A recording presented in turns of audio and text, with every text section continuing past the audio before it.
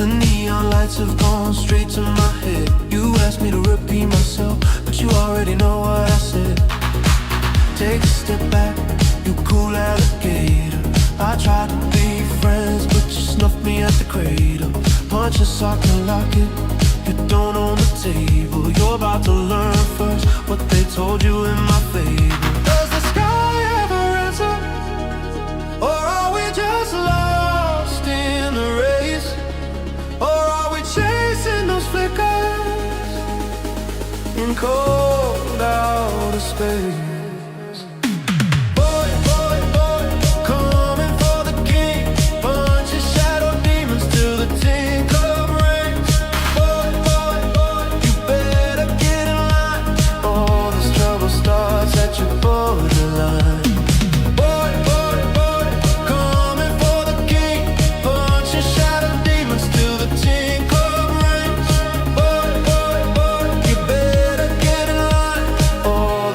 Stars at your borderline.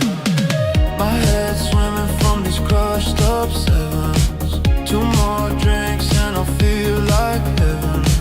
All this talking that started my engines revving. I hope God doesn't keep tabs after 11. Take a step back, you ain't no James Taylor. You act like everyone on the block needs to pay it. Put a socket and lock it, you don't belong at my table. You're about to learn first what they told you in my fable. Does the sky ever answer? Or are we just lost in the race? Or are we chasing those flickers in cold outer space?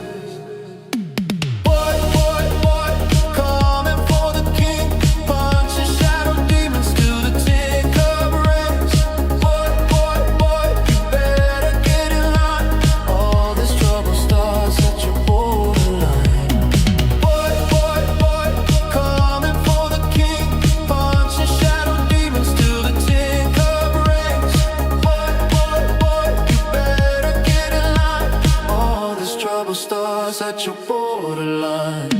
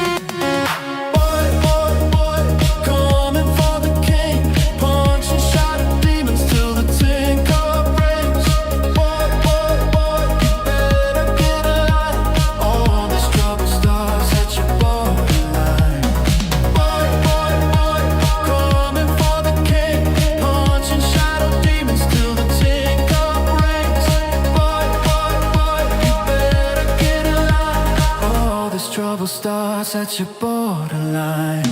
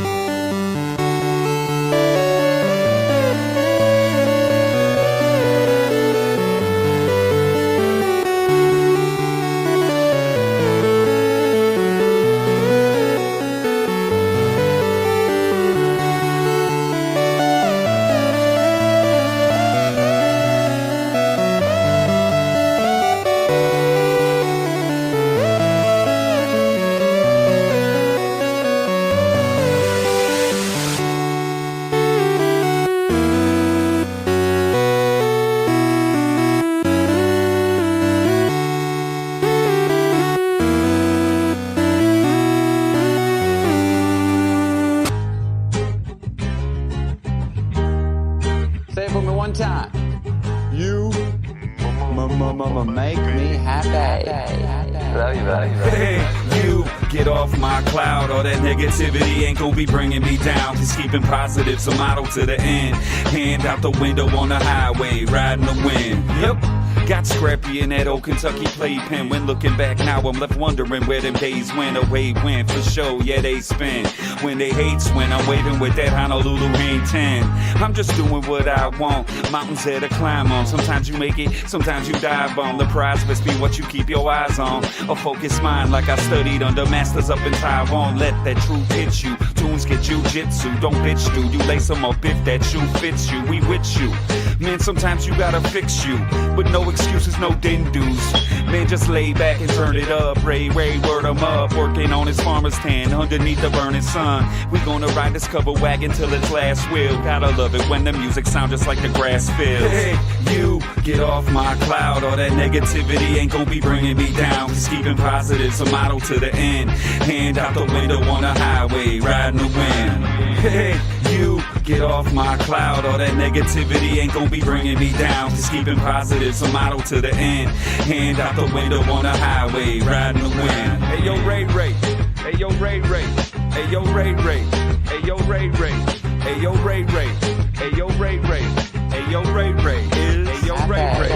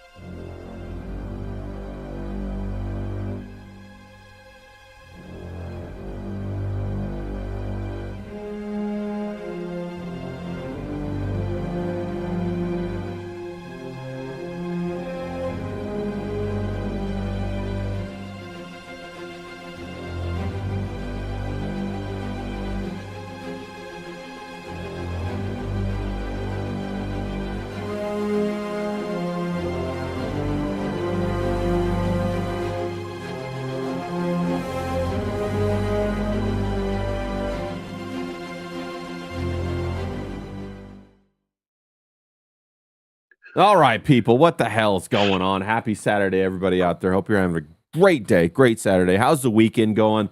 Bright and sunny here in the desert. James, is it hot where you're at? South London, James, all the way out there in the country. Talk to me, James. It is hot as hell. Is it hot It out is there? hotter. It is hotter than anything that Miami John's ever experienced. This Ah, is English heat. It is oppressive. It is ah. ball-soaking heat. I tell you. What's it Thank God like? I'm bald. Yeah. It's like thank God I'm bald. That's why it's just terrible. It's balmy. It's humid. There's no wind. You can barely breathe. Are you sweating And all the like time me, out there, James? yeah, I'm losing weight though. That's good. I'm gonna get back to my You fighting gotta weight. get I'm gonna back be to like anorexic soon. I haven't got a lot of weight to lose, so this is gonna be terrible. I'm gonna be like one of those skinny models like yeah, Kate Moss. yeah. Old Kate Moss, or what is it? The Osborne girl, Kelly Osborne. Have you seen that recent picture of her? That bitch looks like something out of a horror film. She It's went. her mother though. Like she blamed Ozzy Osbourne's death, didn't she? But it's like her mother. Her mother got really into plastic surgery, and obviously she's into the Ozempic. And she's had that thing. What's that thing? The buccal fat, where they suck the shit out of your cheeks. Oh, she looks horrible, bro. I saw this picture of her the other day. Let me see if I can't bring it up. Let me find a picture. Where is it at? Let me see if I can't find Didn't her it. husband dump her, or she dumped her husband, or something? Or so she's like, I don't know. She looks crazy though. Let me see if I yeah, can. she looks like a skeleton, doesn't she? And then when you put her with the mother. I think the only one in that family that isn't batshit crazy is the daughter Amy, the sister, because she didn't have anything to do with the reality TV series or Oh, really? any of that shit. So I think she's quite well adjusted, Amy. Yeah, Well, I think she's well adjusted. even Jack or whatever, he looks crazy. You seen Yeah. it? He lost a lot of weight. Yeah, it looks. Who was that? Who's that actor that lost a lot of weight? Oh, fucking hell! Oh Jesus!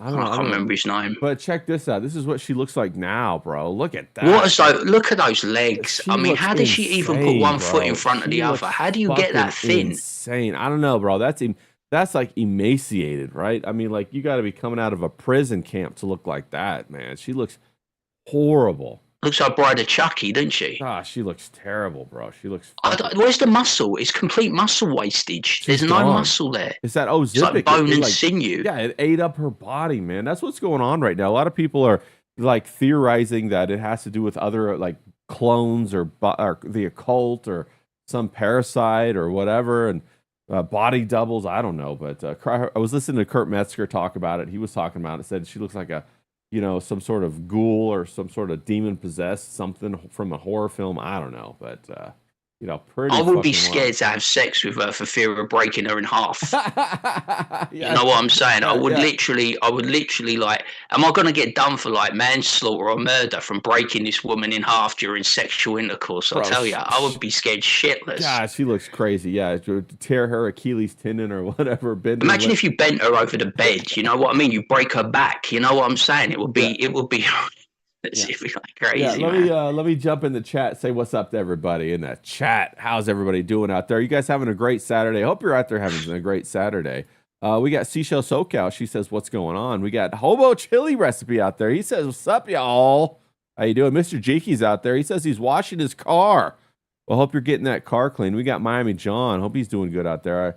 Having a great time, bro. I know he's out there. You know what I wonder about Hobo Chili Recipe? What's that? If he actually has got a good chili recipe and if he makes good chili. Yeah. It's been driving me batshit crazy. Yeah. You know, when you see these names, right, and it's like Hobo Chili Recipe, I'm like, has he got a generational chili recipe that's been passed down through the generations and he makes really good chili? Yeah. I'm desperate to know. Yeah, Hobo, is that the case? Do you make some really good chili? Like, where did your name come from, bro? I mean, like, are you? I know you're not a hobo. You probably don't ride the rails anymore. But yeah, where? It's like seashells and SoCal. That's obviously because she's like SoCal girl, isn't she? Yeah, you from know the what I mean? beach. You Yeah, we see all got these that. names pop Yeah. up in the fucking chat, don't you? And it's like, Yeah, facts. Hillbilly Harry says he's wondered that for years too, James. Shout out to Hillbilly Harry. Hope you're having a good one. yeah, I mean, I do. I see these people like, what's the other one? Like monk fruit. You know, I worry where the origins of monk fruit are. Or you know, you got King Yeti. I mean, is he a Yeti? Has he got a Yeti microphone? I mean, what are we talking about? Or here? like a Yeti cooler. Maybe he's like got a cooler, or maybe he's like cold. I don't know. You know, I think about that stuff too. That's pretty funny. But I am curious about the chili recipe. You got a good chili recipe, Hobo? Let me know. All right, people. Let's address the old elephant in the room. So the other day, right? I go out. Look at that. Right. Okay. I gotta tell a story about my haircut. I got my haircut. Right? and it is a wild story. Okay, so the whole reason my hair was long in the first place is because I usually have my hair about down to my jawline or whatever. But I've been going to this lady to cut my hair for a while, for a couple years. You know, she really does a great job, great lady. So I went to her maybe like 4 or 5 months ago, and she gave me this. She was kind of in a hurry or something, and there was this other lady, that was getting her hair cut. You know, She might have cataracts. no, she's not that old. I think she's in her 40s. I'm not sure. And so she's cutting this lady's hair, and she's running late cutting this lady's hair, and it's my turn next, and I have an appointment or whatever. And I'm sitting there, and I'm like, she's running late. So she's like, oh, I'm sorry, Ray, I'm just trying to get this thing finished. She ran late. I'm like, okay, no problem. So then, she's all flustered. She gets the lady out of there and then sits me down and says, okay, what are we doing? And this is 5 or 6 months ago. And I said, just the same thing we normally do, just a little bit shorter. She says, okay, great.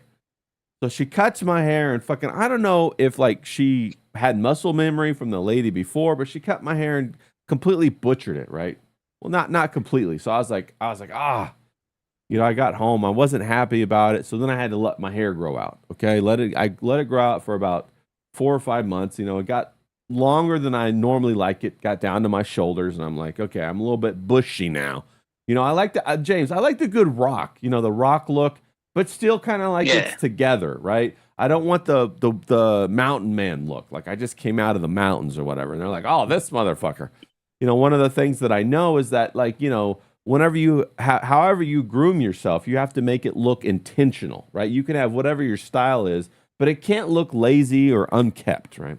So I don't have this problem. Yeah. It's going to be very hard for me to have sympathy with you during this conversation because, believe it or not, I struggle to grow hair. Oh, really? I'm a man that's a bit bald, so No, I got you, bro. I got you. So I'm gonna struggle to have sympathy here. So anyway, so I'm like, okay, so I'm like been out of shape, right? So my haircut appointment comes up. It's been about 5 months. I've grown my hair out. It's recovered. I'm ready to go back to my normal style haircut. So I take a picture of the haircut that I want and into the Who was the picture of? It was of me. The picture was of me. That's all right. You didn't have a celebrity. You didn't have a celebrity picture. Hey, I want it like my celebrity crush. No, the picture was of me from 3 years ago, and I was like, yeah, this is the hair that I want, and it was from 2 different angles, a side and the front. I'm like, okay, well, yeah, okay, I took my phone. I said, I want it like this or whatever, and I'm like, okay. So she starts jibber jabbing about all kinds of stuff, right? And I'm telling her about Kim Kardashian and the cocaine thing. And she's like, oh my God, I didn't know about Kim getting the cocaine. And I was like, yeah. So she smuggled it up her ass. Yeah, she got that big ass, bro. So I'm telling her about that. I'm telling her about all the other stuff going on. I'm telling her about Spencer Pratt, and she didn't know about that, and the reality show. And Spencer, I was watching a clip from Jimmy Dore, and he's done AI videos. Have you seen that? He's doing AI promotional videos. Yeah, and Jimmy Dore thinks like I think, and he thinks he's a plant. Basically, he's going to be a puppet. So we'll talk about that in a minute too. But so anyway, so I'm fucking jibber jabbering on about all that stuff, because if I don't talk, she starts talking, James, and she talks about the most boring shit in the world. And I'm just like, okay, I don't want to hear about that kind of stuff, right? Just let me talk. In this country, it's usually where you're going for your holidays. That's the talk that you usually get. Oh, yeah. Yeah. And people are like, oh, I'm going down to the beach. Right. Yeah. I'm going to Got any plans for Easter? What you're doing for Christmas? It's always that one. In this country, if all they're obsessed with is holidays, birthdays, Christmases, and fucking weather. Yeah. They're always talking about the weather. They can bore your ass off in this country about the weather. It's either too hot or too cold. It's never just right. Yeah. Fucking hell. Yeah. Do you guys talk about tea very often? Like, I get the idea that English people are always talking about tea. Do you guys as tea? Yeah, it's a bit like that. Tea and crumpets, tea and scones. Is it jam or butter? Is it butter then jam? Is it jam and cream, or is it cream then jam? You know what I mean? All this silly etiquette. I don't know. Yeah. I just slap it down. I don't worry about it. I've got no time to worry about this stuff. I'm stressed out half the time doing these streams. I know. We're the only 2 people that turn up, don't we? We do the heavy lifting. Yeah. So Hillbilly Harry says, what type of Asian is she, Ray? She was a white chick, bro. She's a white chick. I reckon she butchered your hair because she fancies you and she wants you to come back to do a do-over. Well, I mean, okay, so we're talking or whatever, and I'm talking and she's cutting my hair, and I'm thinking, okay, good, we're gonna get back to where we were. So then she turns me around and I've got this haircut. Like, it's a preppy haircut, bro. I'm not like a preppy guy, and I'm like, holy shit, this looks like some haircut from my high school days. Yeah, well, you had a cap on yesterday, right? And Yeah. I never said anything because people will know this about me. I never bring anything on Front Street. If I've always got something to say that I think is going to be a bit, I always do it off screen first. And then I was like, is Ray got, is he got a ponytail today? Yeah. Has he got his hairpin back? I was like, that's what I thought, because it looks like, because where it's been swept forward and it's been pulled at the back, they pulled it at the back and swept it forward. It looks like you've got like a bunchy ponytail, like a short ponytail at the back. Yeah. So it does look like that. So basically, I got my haircut right before the stream yesterday, right? So like I went over there, got my haircut, then I rushed home, and I was like looking at it in the mirror. I was like, what the fuck? And I didn't want to, I didn't want to blow up on stream and be all pissed off and everything. Miami John's asking me if I bought my Subaru yet. That's what I'm saying. It looks like a lesbian haircut, bro. And so then I'm talking to, like, I had a couple of guys come by yesterday. We were like, we had some drinks last night or whatever. And they were all making fun of me. And then, like, and then after they're done making fun of me, they try to help, right? They try to solve the problem. And they're like, Ray, well, you could just go to another barber or whatever. And, I'm like, bro, it's already so short. I can't get it cut anymore. I'm at the stage where I just have to let it grow now, and I just have to go find a new person. You could. There's two options. No. You could let it grow, or you could get a short back and sides. I can't, bro. I can't cut it short, bro. I'm gonna be like, I'm gonna look like, no, I can't cut it short. I'll look like you could do a Peaky Blinders haircut. I'll look like I'm 12 if I do that. You could do a grade 1. Yeah, there's the option. I could do it. We look like twinsies then, wouldn't we? Yeah, twinsies with our grade 1s. And Ed Norton. I'll go with yeah. Yeah, because this is what I do to people that I get to know and love, right? Because I'm bald, I try to make them bald as well to make me feel less inadequate. I'm like, hey, pal, do you want to be bald? We'll be a group of bald people. You, me, John. Yeah. Yeah. What? James, we'll get D-Wag bald. We'll get D-Wag bald. Yeah. James, at least you have a face that can carry it.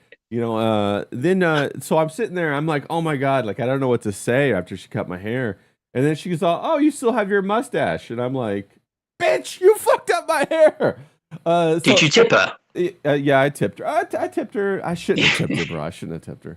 But I was like in a state of shock. Okay, so that's not the worst part, James. That's not the worst part. So in this, it's like a hairstylist place or hair salon. Okay, so there's this couple of young girls in there, and I was chatting up the young girls or whatever. And in their 20s, and so we were just talking, and you see, they're not particularly attractive, but if they're gonna be younger, I'm gonna chat them up. That's what I do, right? That's what you do, James, right?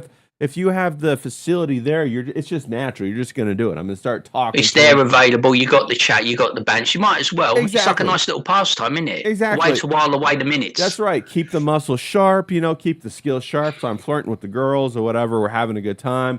I'm getting them all giggling. We're high fiving. You know how it goes, James. You increment it up. You do the high five. Yeah, building up. Yeah, building up to getting their number, taking them on a date. Yeah, if you want to do that, right? So I'm sitting there, I'm making them all giggle. We're having a great time or whatever. And then at the end, right? So she cuts my hair. The lady cuts my hair. And at the end, she goes in the back and she gets this other lady, right? This older lady. And she brings her up front to talk to me at the counter. And she says, this is so-and-so. And she likes to hike. And I'm like paying my bill, and I'm like, nice. I'm like, so? I'm like, so what? And is that going to be your first date? You're going on a hiking date? No, she goes, she likes to hike, and tomorrow she's going to Arizona. I'm like, I don't give a fuck. I'm pissed off about my hair. I want to pay my bill, and I want to leave. And so I go, oh, okay. Not to mention that, but she's also a fat lady, right? And not only that, but she's wearing like, workout clothes, the skin tight workout clothes. She got the juicy look. I love that. No, but they're like yoga pants. And she has a training bra on. It's all tight, but she's fat. And I'm just like, okay, I'm glad she. I go, yeah, hiking's great. I love hiking's. Was awesome. she Latina? She was Latina. This lady was Latina, yeah. And So that's like standard for Latinas, though, isn't it? They're Yeah. curvy or fat. That's like the standard, isn't it? yeah, well, it's like the torta look, you know. It's like kind of like they get boxy a little bit. You know what I'm Yeah. saying? And you're kind of like, and the lady's like, oh yeah, I'm gonna go hiking. Do you know any good hiking spots in Arizona? And I'm like, nah, I've only been to like Scottsdale, you know, where like the clubs are. I don't go hiking in Arizona. Arizona, James, if you don't know, Arizona is like hell. In the summertime, it's so fucking hot.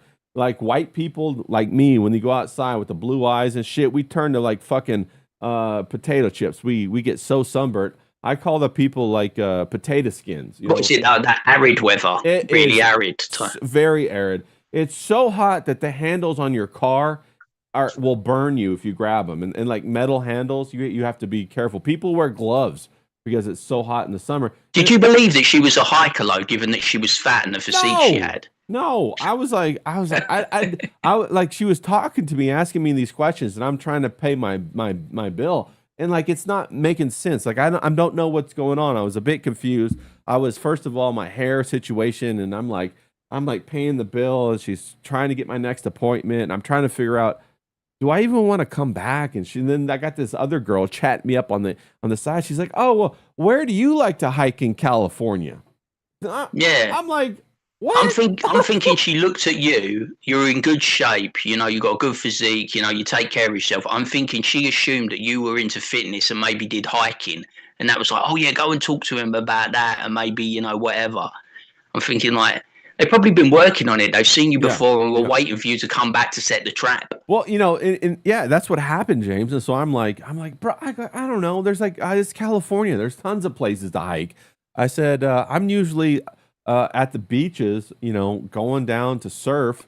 The couple of the best places I've ever hiked in California when I'm surfing is Montana de Oro up in San Luis Obispo next to Morro Bay, bro. That place is beautiful. I go, have you ever been there? Oh my God, no, but I'll have to go look at it. And I'm like, why? I mean, like, you're going to Arizona. Then it hits me. I'm like, oh, she's trying to set me up with this girl. She wants me to like ask her for a number. So I'm like, nah. So I'm like, all right, well, don't get sunburnt in Arizona. Have a good one. And I just fucking left. But bro, it was that blow to my ego. Why is she trying to set me up with these like these older fat ladies when I was obviously chatting up the younger girls the whole time? It fucking made me mad. Bro, that must have been like a BFF, and she was trying to do her a solid, and she sees you as like high quality, so it's like, oh, maybe I can do my friend a solid and get her in with Raymundo. And it's like, I think it's like that, isn't it? She probably doesn't give a shit about the young people. She probably secretly hates them and wish she was more like them. That's how girls are, bro. If they're all bitchy. You know, you put you put 3 women in a room, right? And they won't even think to ask a question. Within about 10 seconds, they'll be beating each other up and pulling each other's hair out and calling each other names. That's what women do. You know what I mean? They hate each other because they see themselves as competition. No, facts, you go bro. to a bar, right, and you've got all these women fighting over the one like eligible bachelor or the one guy that looks good or smells good or dresses good or who's flashing the cash. You've got about like fucking 60 women fighting over that one person. Look at when Clav goes into a room. Now, I think Clavicula is one of the biggest dipshits, an absolute moron, right, a melt and a drip, right? But when he walks into the room, he's got women of all ages fighting over him. Yeah. You know, they'll start kissing him in front of their fucking husbands. Yeah. It's bro, nuts. women want what every other woman wants. It's not even about the man. It's about the fact that, oh wow, if every woman wants him, then if I get that man, then I will be on the top of the pedestal. We got Sage in the chat. Shout out to you, Sage. He says, yo, James, where did you get those shades? Cheers. I'll sort you out. Like, hit me up in DMs. I think you're on thingy. I got them on sportsdirect.com. I'll give you the link and you can go and grab a pair. Yeah. They've got storm glasses on there, so you can go and grab them. Yeah, there are some nice shades. Hillbilly Harry says she heard the younger girls talking about how you look like their dad. Man, fuck you, Harry. What the hell is that all about, bro? Tell them I look like their dad. Come on now. They love that though, don't they? That's the thing. Women love that. They love the older guy. Oh, They yeah. do because they know he's got a good disposable income. He's got a car. He's got a house. He's got friends. He's got shit together. Fucking, they love that shit. Yeah, Harry all grilling me, look like their dad. Come on now. No, but seriously, Not with that haircut. You don't look like, you look more like the mother. Hey, actually, if you didn't have that mustache, mate, you'd be banging trouble. I tell you, you got to keep that. I know. I got to get my Subaru, bro. I got the lesbian haircut for sure. But no, I bet she charged you. I bet she charged you an absolute bomb as well, didn't she? No, you don't have to say that. No, she didn't charge. I'll tell you later. But no, she didn't charge. She didn't charge me hardly any much. I can't remember. Like when I got a haircut, it was like 2p in a box of Jaffa cakes, because I haven't had hair in years. So you know what I mean. I forgot what hair prices are, mate. No, in LA, I used to have this great lady that I would go to all the time. In fact, she was in the. You get a shampoo and set. Yeah, exactly. And she was in the London Hotel, so it was all the way up there in West Hollywood. I'd go up there, have a good time. Maybe even go to brunch before or after. It was fantastic, and she cut my hair great. But then I moved out here to the, out in the fucking desert, and I, find this. It took me a while to find this lady, and she did a great job for maybe like 2 years, and then all of a sudden her brain short circuited. I don't know what happened. You know what it could have been, James? Maybe secretly she was trying to whittle down my ego so that her friend would have a chance. She was trying like make it a bit more equal kind of thing. Yeah. Yeah, she was. Do you want to know my story? Well, one of my horror stories. Yeah. What's your story? When my parents took me to get my first haircut, they stopped using the bowl to cut my hair. You know what I'm saying? They stopped getting the bowl out, so they took me to get my real first haircut, and they took me to this barber's, right, that my dad used. And he was like a really old guy. He had the white jacket on. He looked more like a professor, you know what I mean? Or like a mad scientist, right? And I had quite long hair because, you let it grow. And then he comes in, and this is his hand. So this is me, a kid, right? I'm literally crying. He's like, don't worry, son. When you're finished, you'll get a sticker and a lollipop. And I'm like, and he's going like this in his hands, right? And he cut the back of my ear. My ear was actually bleeding. He cut me because he was so old, he shouldn't have been doing it anymore. And they all used to put the fucking pomade on you, you know what I mean? And the fucking powder and the brush. It was like a proper old school barber. I smelled like someone out of the 1970s, and I was covered in claret. I was like, we're never going there again, I tell you. I'm never getting another haircut again. Yeah. I got a pretty funny story kind of like that too. If you guys have a funny story in the chat, drop it. We got King Yeti. Shout out to you. He says, "Same Sage. Purple lenses are fire." So everybody's loving your lenses, James. Everybody's loving your. Yeah, these are nice glasses. Yeah. I like sunglasses. It's one of the things. Like, I don't know why, but we have like really bad weather in this country. We get like probably a month out of the whole year of really nice days and really good weather. Yeah. But I just love wearing sunglasses. Yeah. I'd wear them in the pitch black. I just love them. Yeah, I do. I love sunglasses too. I love the ones that are reflective so they can't see your fucking eyes. I got a couple pairs of those.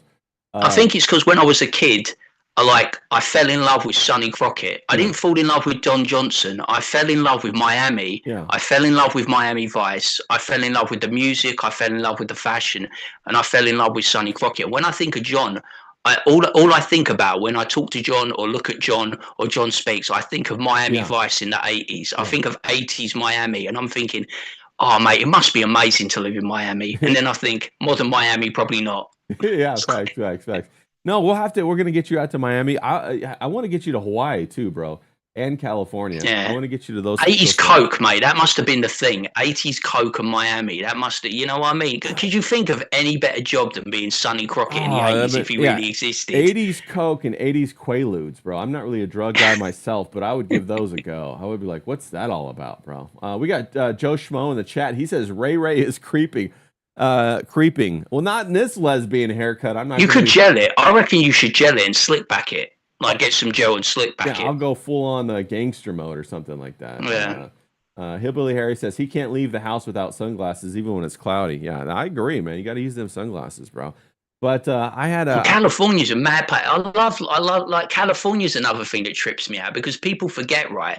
I live in England, but you can fit the entire United Kingdom in the state of California and in the state of Texas. So like when you're talking about women and how many women there are, you got so many women, they're practically growing on trees. Yeah. If you can, most people haven't been all around the UK. Yeah. Can you imagine the size difference of California to the UK? You can fit the UK in California. Yeah, no, you're 100% right. It's nuts. It's definitely a different comparison of scale, and Yeah. especially in Southern And quality. especially in Southern California, there are very attractive women everywhere. If you go down into the cities, not so much here out in the sticks where I'm at. We got Skullgrin. He says gel and slick back would suit you. So yeah, maybe I'll give that a try. I'm not really accustomed to wearing product in my hair, but I might have to do it to get around the lesbian haircut, bro. Or either that or buy a Subaru, James. But no, I have another crazy haircut story. I was in high school, and I had an aunt who was a hairstylist, but she was also legally blind, James. Can you believe that? She was legally blind, and her profession was a hairstylist, okay? So I had just moved back to Kentucky. And They seem compatible. Legally blind hairdresser, legally blind bus driver. Right. It's like... Right. And so I just moved back to Kentucky. My grandfather had cancer, and before that I lived in California basically my whole life. And we had just moved back to Kentucky during high school, and needed to get a haircut or whatever. And my mom's like, "Oh, well, your aunt, she's a hairstylist, and she worked in a real salon and all that." So I was like, "Oh, okay." So I went to the salon, and she was cutting my hair and talking to the lady next to her. And she nipped my ear with the scissors, like really good, to where it bled all the way down into my shirt. And she like freaked out. She's like, "Oh my God, I can't believe it." I'm like, "Well, I mean, aren't you blind?" And I'm like, why am I here? Stands to reason that you're going to nip people. Yeah. I was like, when you were doing that, you know what I thought of when you were doing that? I thought of the scene with Edward Scissorhands. Yeah, it's what it was like. And I was like, why? I was like, that. Why did my mom send me to a blind hairdresser? It turns out later that she wasn't blind, James. And this is one of our great family stories. I got a whole bunch of like stories about my family. Turns out that she was my uncle. He's a fire chief and worked in the fire department. And it turns out that she had been cheating on him for a long time. And they were married. They had kids. They were high school sweethearts and all that kind of stuff. And it turns out she was cheating on him the whole time with some other guy from his firehouse. Okay. So the kids weren't his either. I don't know. I don't know if they got the DNA test or not. But I don't know if he ever checked. But what she had been doing is she got a storage unit, and over the course of a couple of years, she had been buying stuff on their credit card and maxing out their credit card and putting the furniture in her storage unit, so that when she left, she just took all of that and then left him with the debt. And turns out she wasn't blind after all. Like, he had driven her everywhere. He had taken care of her, all that kind of stuff. And turns out she could drive. And so they saw her driving around in a new Corvette after she had left him. And it was pretty crazy, bro. And I always felt bad for my uncle about that. That's pretty wild. But yeah, she cut my ear. How do you recover from something like that? I would not, because you're in the area, everyone knows what's happened. How do you stay and recover from that? It's just like, that's like a devastating blow. I wouldn't even know how to handle that. I'll probably find the guy and then like spend the rest of my life in prison. Yeah, and my uncle was especially with the maxing out of the cards and leaving you with the debt. That's like, fuck. And not only that, but my uncle was a well-known individual in the community because he was a fire chief. All of the fire people knew him, all of the police knew him, all of the city people knew him. He ran a whole firehouse and everything like that. My cousin, his son, became a firefighter as well. He's a firefighter, so it's like it's a family business. And yeah, man, and then to get humiliated like that, right? And then she took everything. They got a divorce. He had to like buy her out of the house, so she stole all the money from him, and then he still had to give her half of everything, and they split the debt that she stole. And so, it was a big mess, bro. A big fucking mess. You have some wild laws when it comes to divorce, because I remember John Cleese. John Cleese made all his money really from the Monty Python era. Yeah. You know what I mean? He made all his money from that. And then he met and married an American woman. and he got married in the state of California, I think. Yeah. I think he lived in Los Angeles with her. And they were together, I think, for like 4 or 5 years. And when they got divorced, she ended up with more money than him. Yes. You know what I mean? She got the bulk of his estate, Yeah. an estate which was earned basically from Monty Python onwards. Yeah. She'd never contributed anything to their marriage, but she got the bulk of the money that he'd earned over a lifetime of providing laughs to people, which was basically done in the UK, and yet he had to hand over all the money to her because he got married in California. Yeah, California was the first no-fault divorce state, and you know who signed that in? It was Ronald Reagan who made that happen back in the '60s.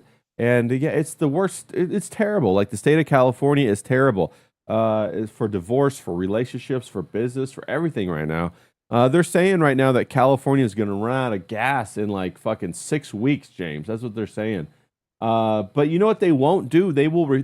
Somebody asked Gavin Newsom, the governor, if he's going to repeal the gas tax, and he said no.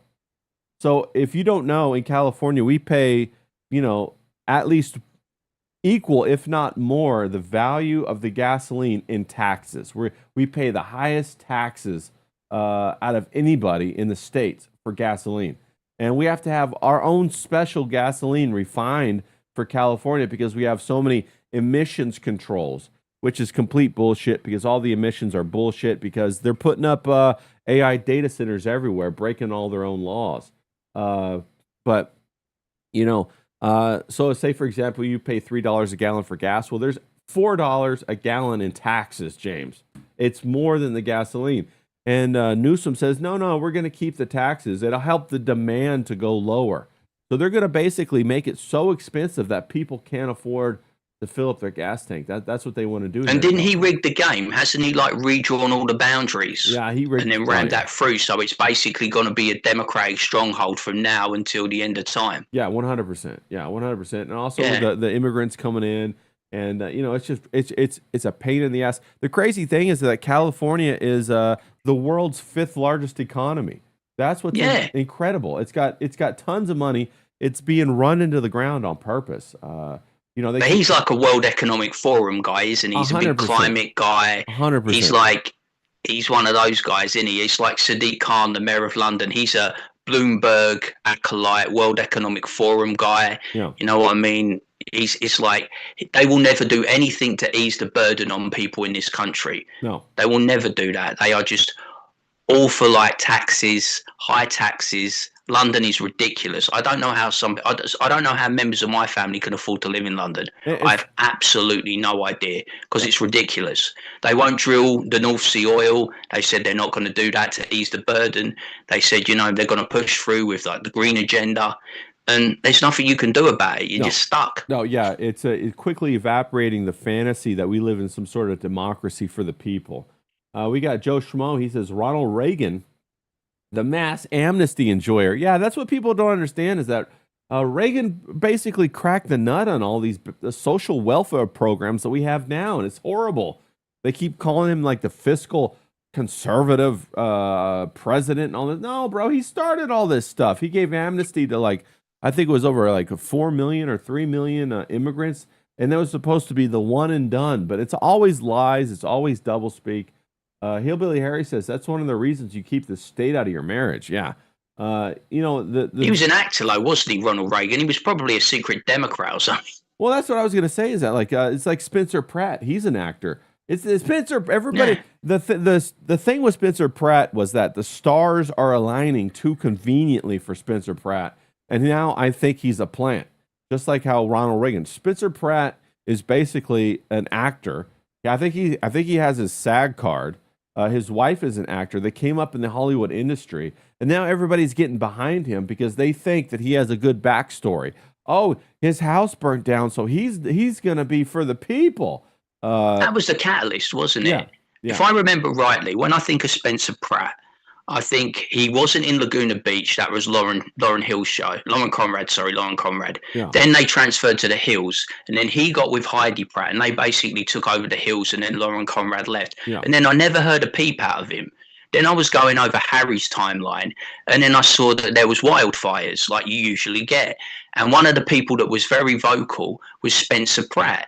he was doing a lot on social media, and I thought that this was a social media grift. Yeah. I thought, look, he realizes he's gonna monetize the tragedy, and he's going to boost his social media platform. And then I think someone from outside has come in and said, look, this boat's catching fire. Yeah. If we get behind him, then he can implement what we want if and when he wins. Yeah. He's an industry plant, just like Donald Trump was, bro. The thing is that he has all the same managers and agents that anybody in Hollywood has. I bet he's represented by one of the big Hollywood agencies. Yeah, agencies Yeah, or something. yeah. I felt the same about Arnold Schwarzenegger. I never thought Arnold Schwarzenegger was particularly conservative or a Republican.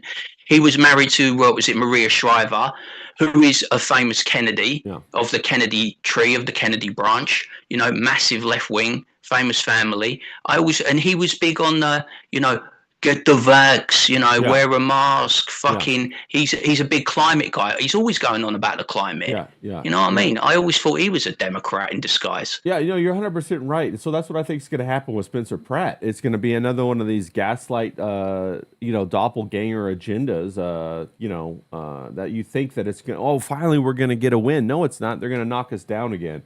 Do you know what we get? We always get the ultimate outsider who becomes the biggest insider, don't we? That's what happens. They're like, yeah, we're the ultimate outsider. We're the insurgent candidate. And when they get in there, they're more corrupt and more of an insider than the previous incumbent. Yeah. And the thing is that you might be asking yourself the question, like, why would they do this? Well, they're trying to get you reinvested in the system.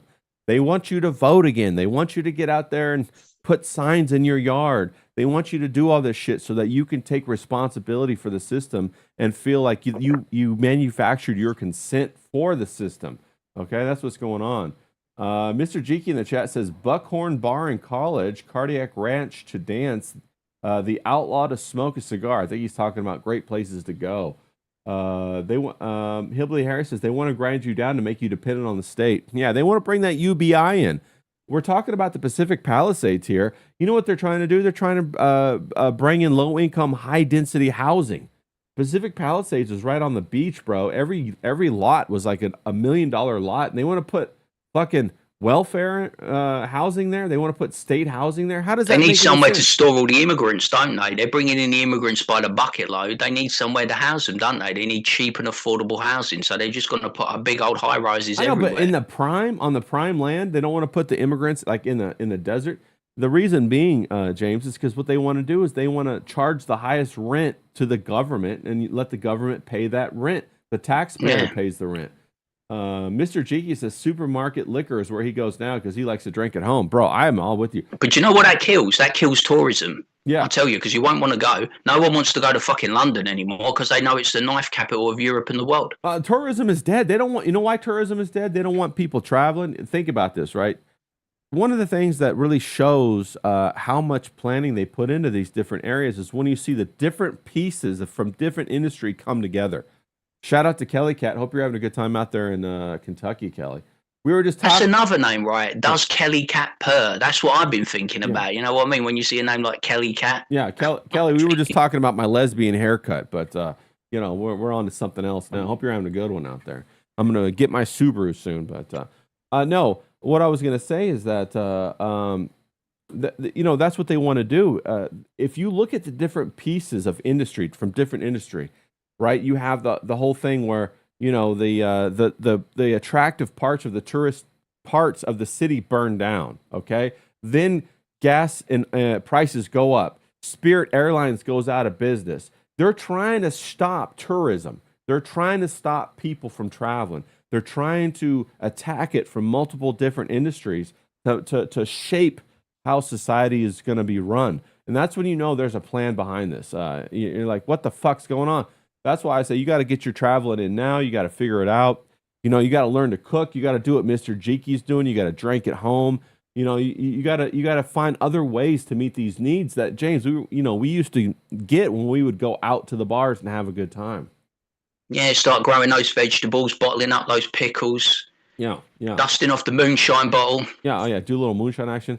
And so that's what you're going to have to do. But, California, It's going to be backs against the wall in it. I worry about. We were talking about it yesterday. I worry about people from a social perspective. I also worry about people from a financial perspective. We're all getting poorer. Our quality of life is going down. People are not socializing. We're becoming very antisocial. We're spending all our time online. You know what I mean? It's like interactions are on Zoom now. Like you said, instead of going to people's houses or going traveling, you don't see the kids anymore. Do you remember they used to take gap years and go traveling? Yeah. You don't really see that anymore. They're going straight into university. They're getting a terrible degree that's useless. Yeah. They're getting in a huge amount of debt, and they have to spend the rest of their life paying it off, and they get nothing for it. Yeah, you're right. Shout out to Professor Grass in the chat and Carrie C, who says, boys, boys, boys. Yeah, I know. I got a lesbian haircut. We were just Check your DMs, Kerry. There's the recipes there for you. Yeah, Bloody hell. Yeah, check your DMs, Carrie. We were just talking about that. But no, it's something to pay attention to. It's something I really do believe this, though. I believe that it's all a psychological, oppression. And if we could choose to move out of it, it's the people who are true believers that can't pull out of it. And so that's going to be very difficult for them. Joe Schmo says, looks like he's about to pass a law regulating cryptocurrency. I wouldn't doubt. I know that's going to happen. That's going to be the way they're going to deploy the UBIs through the cryptocurrency. I saw, like, James, like right now it's a holiday. Here in America, it's Memorial Day, okay? We're celebrating all of the people who, put in their service and all of that stuff to the military. Big salute to you guys, all you gentlemen and ladies out there who you heroes, all you veterans that are now on disability. You know what I'm saying? It's a big welfare thing in itself. All you poor people that got spat at by Jane Fonda. Yeah. Oh yeah, bro. Fuck that bitch. Anyway, it's a holiday, and I saw that President Trump had just gone back to the White House. And everybody's saying they're speculating that he's going to launch some kind of thing in Iran, and I saw that the Iran airspace is emptying out. They empty it out. They close it down when they're going to go do more bombing and all that kind of stuff, bro. So, happy Memorial Day to everybody out there. Just keep your eyes out on what's going on. Well, I heard it'll just take 6 months and Iran will be back up and running. Yeah. You know what I mean? They'll be back to the levels they were before the war. Nothing will have changed. Nothing will have happened. Complete waste of time. Well, it's a waste of time on the war front, but see, the war is the excuse to make gasoline more expensive so that people can't travel, so that now we need 15-minute cities. Isn't that convenient how the World Economic Forum called for 15-minute cities like 4 years ago with Agenda 2021, 2030, and all that bullshit? So Joe Schmo is saying, he says, I look like Elizabeth Warren. Well, I am a little bit Indian, I do have a little bit of Indian blood in me, just like Pocahontas. She's still around. Yeah, I'm sure she is, bro. And the only thing is she has a mustache bigger than mine. She's got that big old... Because what was it? Tulsi Gabbard went yesterday, didn't she? She's what gone about now. that? Tulsi Gabbard got taken down. She resigned. Like, what's that all about? She exited quite abruptly. I don't know if you guys something to that. do with her husband, when it was something. Has he got cancer? I don't know. They said he has like that. crazy bone cancer or something like that. But no, come on, bro. You don't exit abruptly because your husband has bone cancer. That's a damn excuse. Something else happened, and she exited abruptly. Just like Massey didn't win because they're gonna run for president. Watch, in 2028, Massey's gonna run for president. Massey for Mossad. Yeah, 100%, bro. No, I'm going to say that to keep annoying John, mate. I'm going to wind you up. Yeah. But so that's pretty wild and crazy. Pat says she was booted out. It's quite possible. She left really abruptly. I don't know who booted her out though. That's what I want to know. Let's get this fucker. Come on. It was Trump probably because I bet he's going to war right now. You heard I don't know if you heard, James, but she had her office raided and a whole bunch of documents seized that she had on the CIA or something like that. So she I don't know. It's all that fucking, like, we wanted to get Epstein files, didn't we? And we ended up with UFO files that I couldn't give a toss about. The only thing, the UFO files were a bunch of joke. But with Tulsi Gabbard, I mean, she's attractive, but I don't trust anybody that's a politician from Hawaii. Hawaii is the most liberal state out of every state in the fucking world, bro.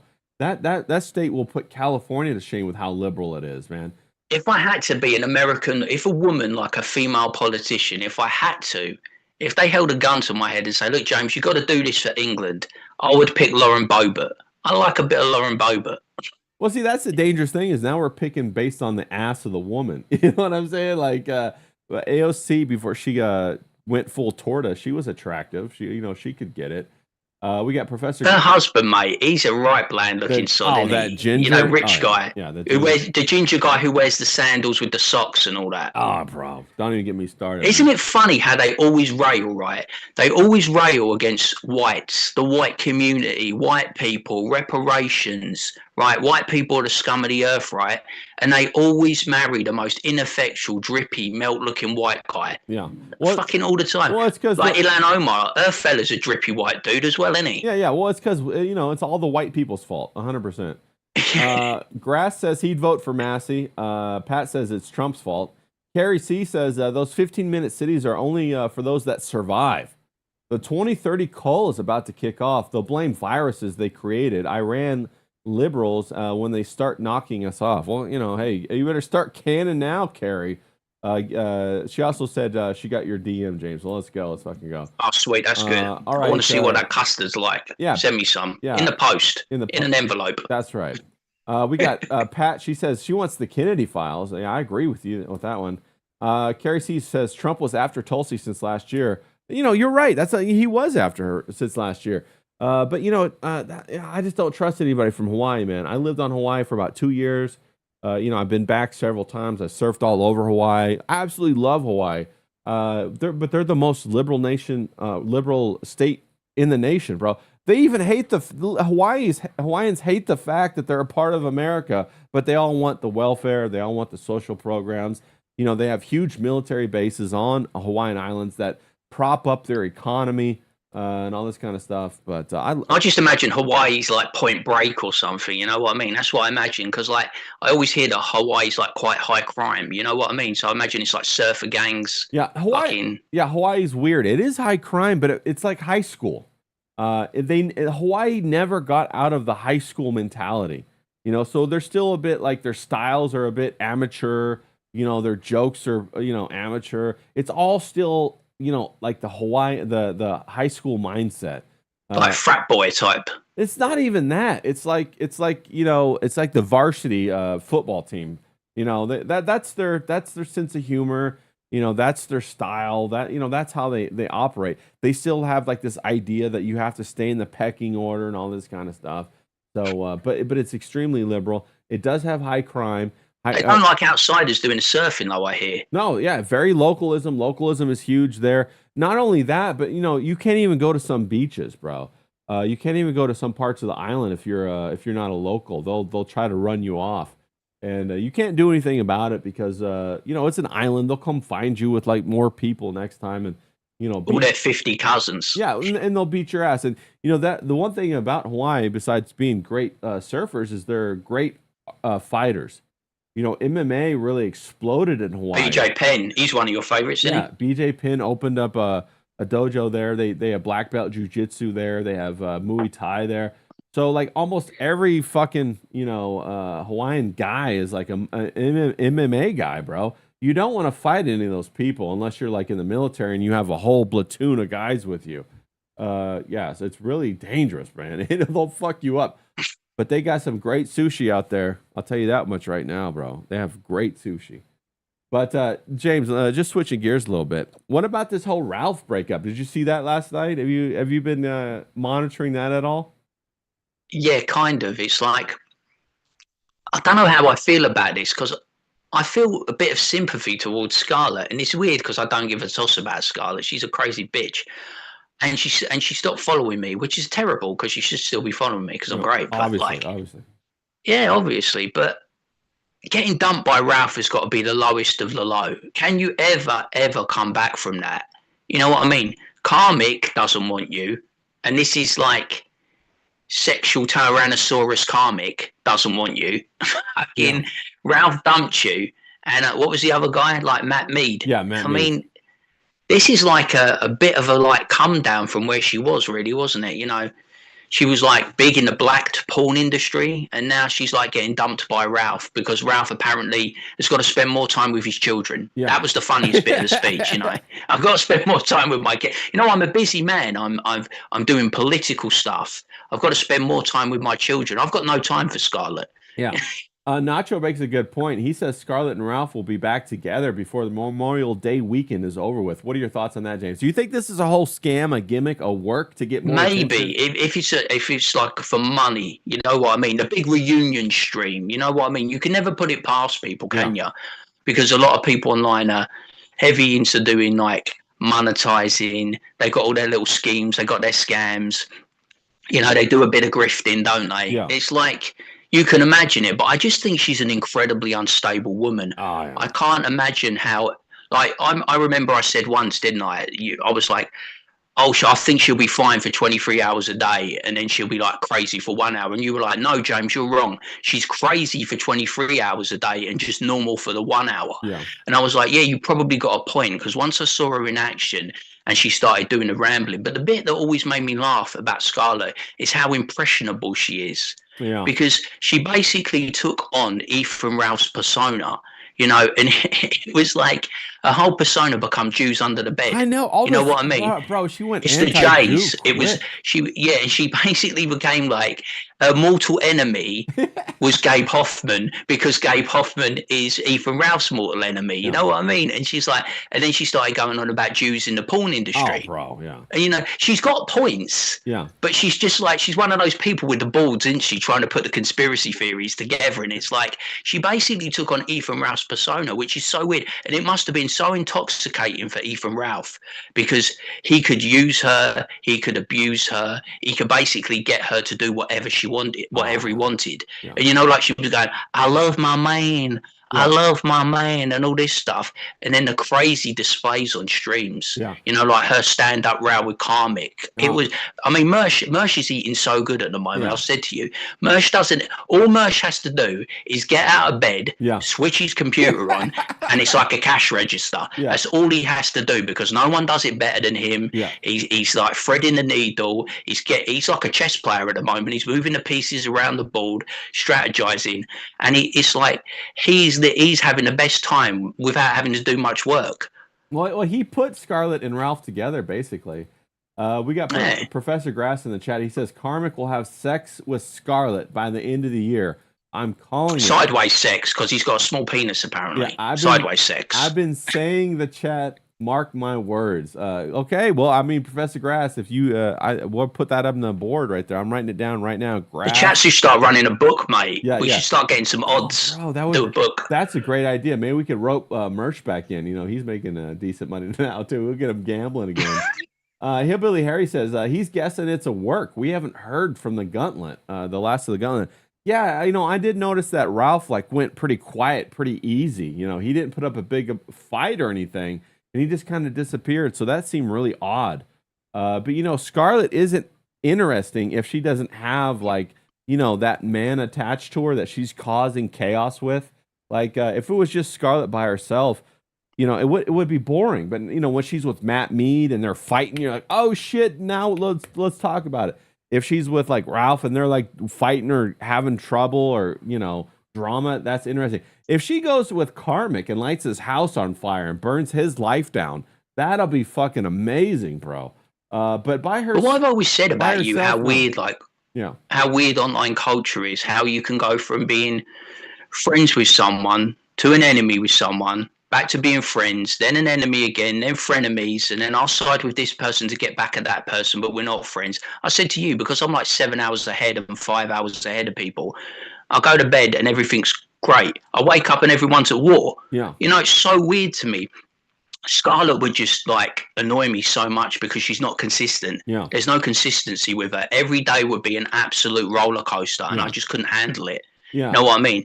It's got me feeling sorry for Ethan Ralph, who I can't stand. Yeah. You know, it's got me feeling sorry for Scarlett, who I can't stand, because they're just car crash people. And it's like, the idea of her and Karmic is so amusing. I'm actually interested rather than her getting back with Ralph, Yeah. seeing who the next sucker is, because there'll be a sucker. Oh, yeah. I wouldn't be surprised if she ended up with Tommy Jordan. Frog You know Tony, what I mean? bro. What about Frog Tony? Yeah. He's only got eyes for what's it, Dalish. Yeah, no, isn't it? she would eat him up and spit him out in a heartbeat, bro. Yeah, But he would like him because he's one of those guys that wants to be in like internet whore, doesn't he? He wants to be internet famous for all the wrong reasons. Yeah, but he really enjoys that kind of thing, doesn't he? He's one of these guys who's never gotten pussy. So we get a whiff of that fish, and he's all. That's about because he it. won't fix his teeth. It's like in America, it is incredibly important. I've come to learn this as being an Englishman. And Vito, when Vito had a pop, it was the first thing that come out of his mouth, right? And I haven't got bad teeth, but it's very important in America to have really good teeth. If you haven't got really good teeth, you're kind of fucked. Because it's a really big definitely deal. Women and he hasn't even got he could get a couple of gold teeth or something. Do something. Get a couple of gold teeth. That'd be hilarious. Mr. Jiki says Scarlett needs a pimp. I agree. She does. She's the kind of woman who needs a man to fix her life for her, so she could just go through it. Nacho said she had one and he dumped her on Twitter. Well, I kind of think that Ralph really wasn't a pimp, bro, because he's a drug addict. I don't think you could be a pimp if you're a drug addict, because you can't control the woman. You got to be able to, control her. And it seems like. Do you think he wanted to get her back in the porn industry? Do you think he wanted to get her back in? I think that Ralph saw her as a shortcut to easy money, but I don't think as he had a relationship with her, I don't think he had the stamina, and it became a bigger chore than he thought it was going to be. I think that's what happened. He was like, and also he's doing drugs himself, and so his life is falling apart, and he couldn't manage her. I think that's what happened. But I think he wanted to get her back into porn. I think he wanted to do. Yeah, because he's obsessed, right? He makes a big deal about the blacked thing, doesn't he? I make a big deal out of it. Mersh makes a big deal out of it. She was blacked porn, right? And he makes a big deal because Ralph doesn't like black people, right?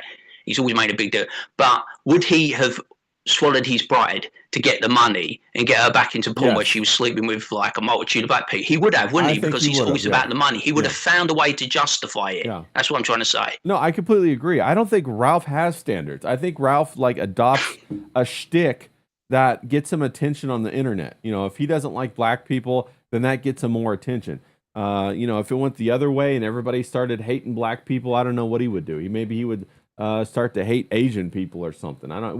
But I think. But you know what the thing?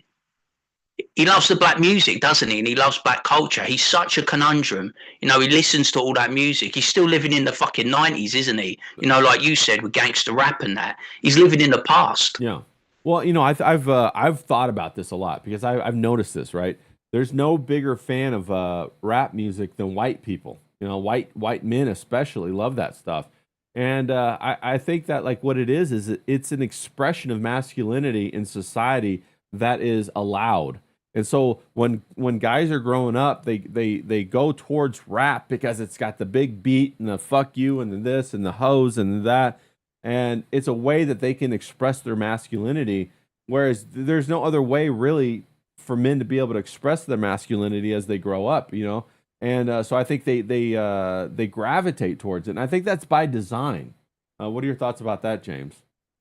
Well, I told you, didn't I? I saw this documentary, didn't I, where it was like a CIA plant to remove rock music, change the culture completely, and bring in rap music to completely change the culture. Yeah. No, that's exactly what happened. The CIA is behind all of that stuff. They've been shaping society for a long time. They're in the art world in the 30s. They created modern art to destroy the standard of artistry.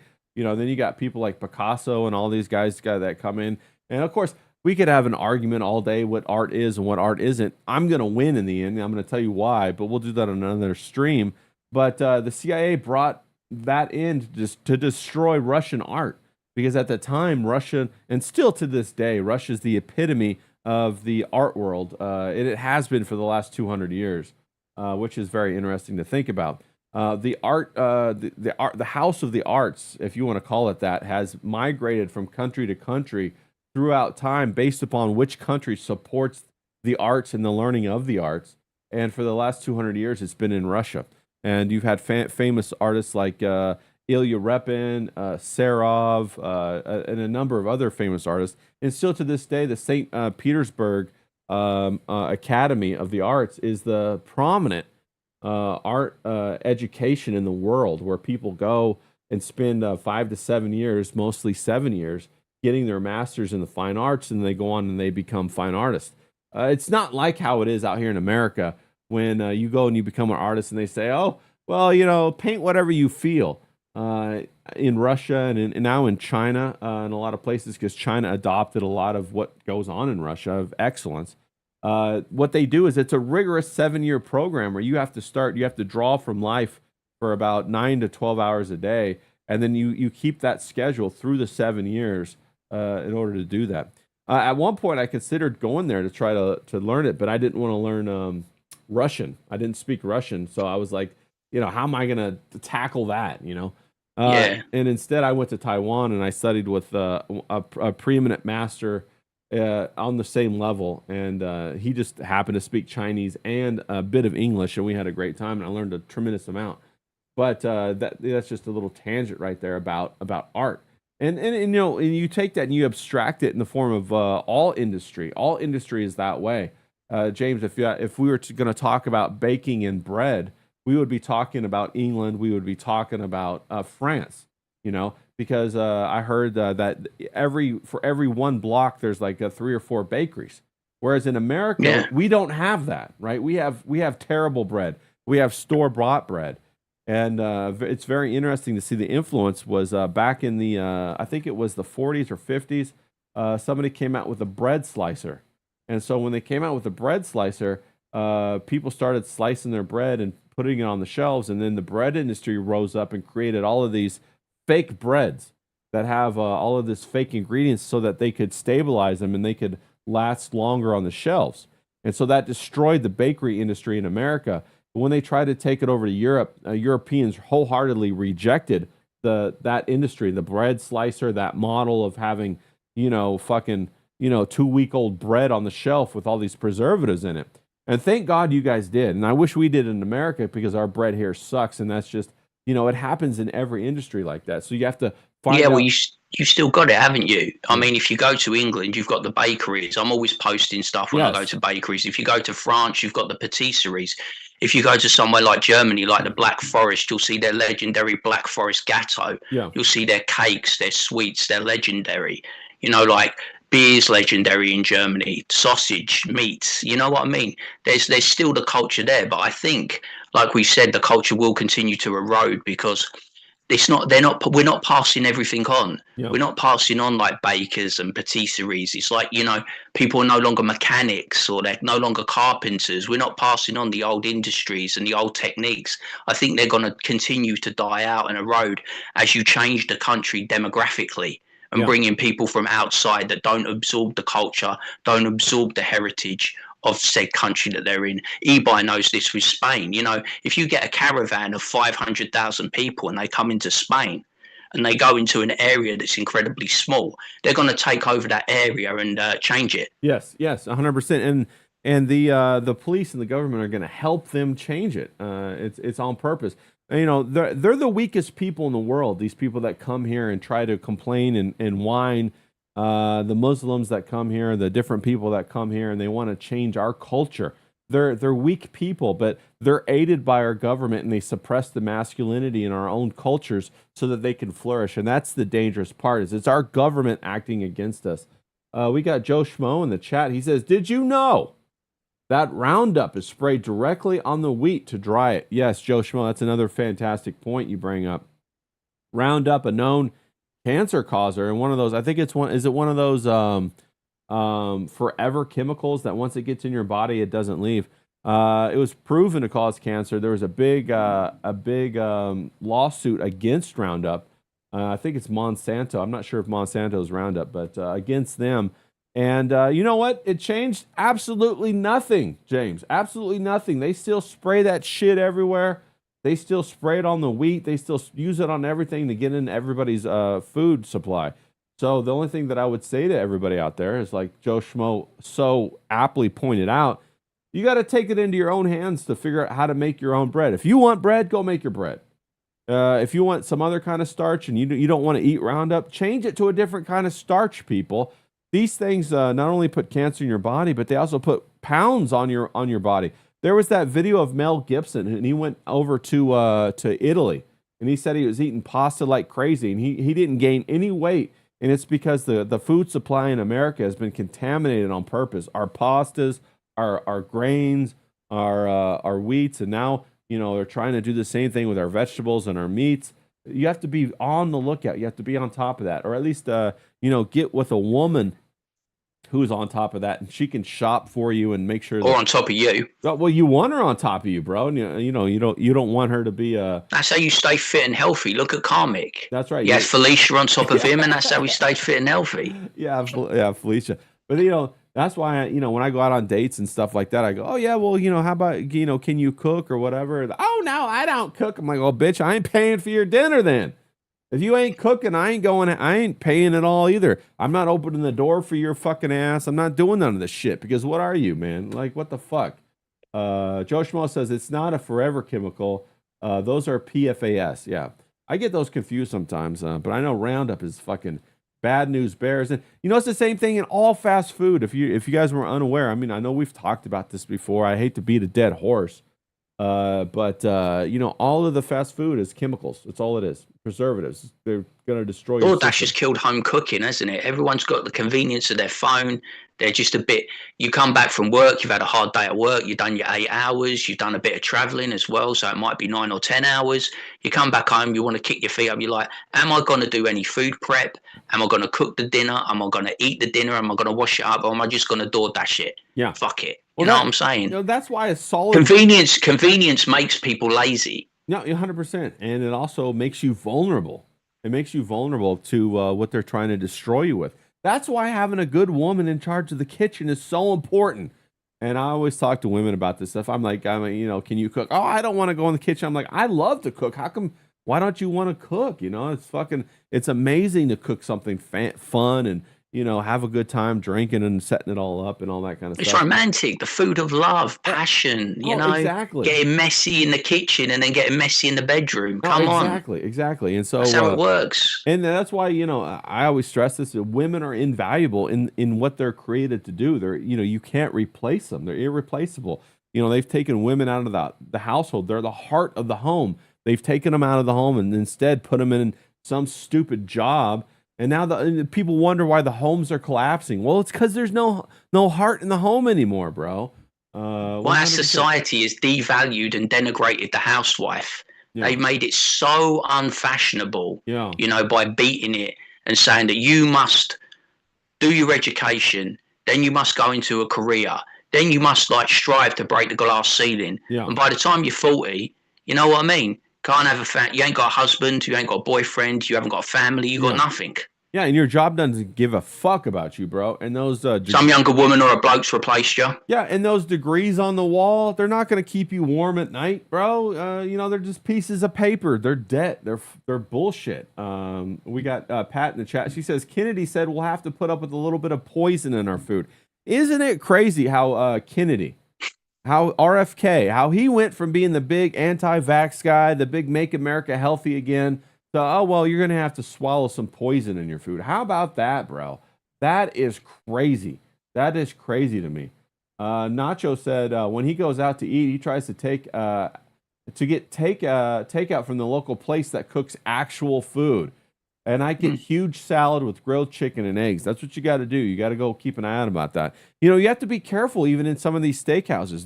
They're getting these steaks that they glue together with meat glue. I don't know if you guys have heard about the meat glue, but it actually is a coagulant. It's from white blood cells, and they've synthesized this chemical, and they could put cutlets together and make it into a bigger steak, and then try to serve that to you. Well, of course, it falls apart in a weird way, and you could tell what it is. But James, you got to check your meat now too. You got to make sure it's okay when you go out. I check mine every night to make sure it's okay and still attached. You know what I'm saying? I'm like, come on, I'm getting old now. I have to check that it can still function. Yeah, you got to. I wake up every day and go, thank you, Jesus. It still functions. Yeah, you got to make sure it still stands at attention. But you have, haven't you? It's like you've always said this, and I stress this, right? If you can't cook, learn to cook. One of the blessings, right, of being online is that you can go on any fucking thing now, TikTok, Instagram, YouTube, and you can be self-taught. Yeah. There are good people on there. They're good home cooked people. Yeah. You know what I mean? You can see chefs all over the world. Just click on the videos, Yeah. and they'll teach you how to do prep. They'll teach you how to cook. Yeah. They'll teach you how to lay a fucking table, host a fucking dinner party, Yeah. and you can like make your life exponentially better by doing that. Yeah. Because what it does is it brings people into your life. Yeah. It brings the family back into your home. It brings the friends back into your home. It brings your partner and their friends. Yeah. And suddenly you've got a big social circle that's around the dinner table, which is the way it used to be Yeah. in our parents and grandparents and great grandparents era. Yeah. Like you always stressing the 3-generation family. Yeah. Being around there, enjoying each other's company through food and through drink. No, you're 100% right. And the other thing too is this comes with a caveat, James. You know, I have to preach it. We're painting a rosy picture here for the people that Yeah. you know about the table full of people. You got your Norman Rockwell, you know, painting up there. But it does come with a caveat. The caveat is this: you're going to have to overlook some disagreements, people. You know, you're going to have to play nice. You're going to have to swallow your pride sometimes. If somebody says something that you don't like in order to keep the peace, and hopefully everybody does that, and then you could keep the dinner party together. You can't like be a hair trigger, and I know that women especially are good at being a hair trigger. You say one thing wrong about something, what are you talking about? Oh, they're like alley cats ready to fight, bro. It's like fucking gear down, man. You know, take it easy. We got Carrie in the chat. She says, where we got? She says she had a hamburger with pickles, cooked by some good guys, and you know pickles make everything tasty. Yeah, real pickles, not fake pickles. Real crispy pickles. pickle. Yeah, everybody loves a crispy pickle, James. You know, pun intended. Joe Schmo says, remember when Florida public health officials found high levels of lead in nearly every candy they tested and left it all on the shelves to be sold? Yeah, they don't give a fuck. The other thing too is I watch a lot of things about China because I've been through a lot of China. You know, and of course Taiwan. I've been to Taiwan for a long time, about 2 years or whatever. So I have a kinship, and everything in China is made with fake food, and you know it's basically the test bed of what they roll out here in America. They test it all in China, then it makes its way to America. So they got fake meat, they got fake everything over there, man. It's fucking horrible. It's terrible. She says, Carrie says, her mister repairs restaurant equipment, so she gets literally all kinds of dirt, roaches, other grossness told to her on the regular about what goes on in a restaurant. She says she found out we can get 2 dinner meals, full service with soup and salad, and the entree and the side. Yeah, you got to really be careful where you go to these restaurants. And you know what, James, it's becoming crazier and crazier because it's not even restaurants anymore. I'm seeing like even out in the desert where I am, I see these people pop up that are you know Mexicans or Latin or whoever they are. I'm assuming they're immigrants. They're popping up and they're selling street stalls of food. You don't know where that food's prepared. It's 100% illegal.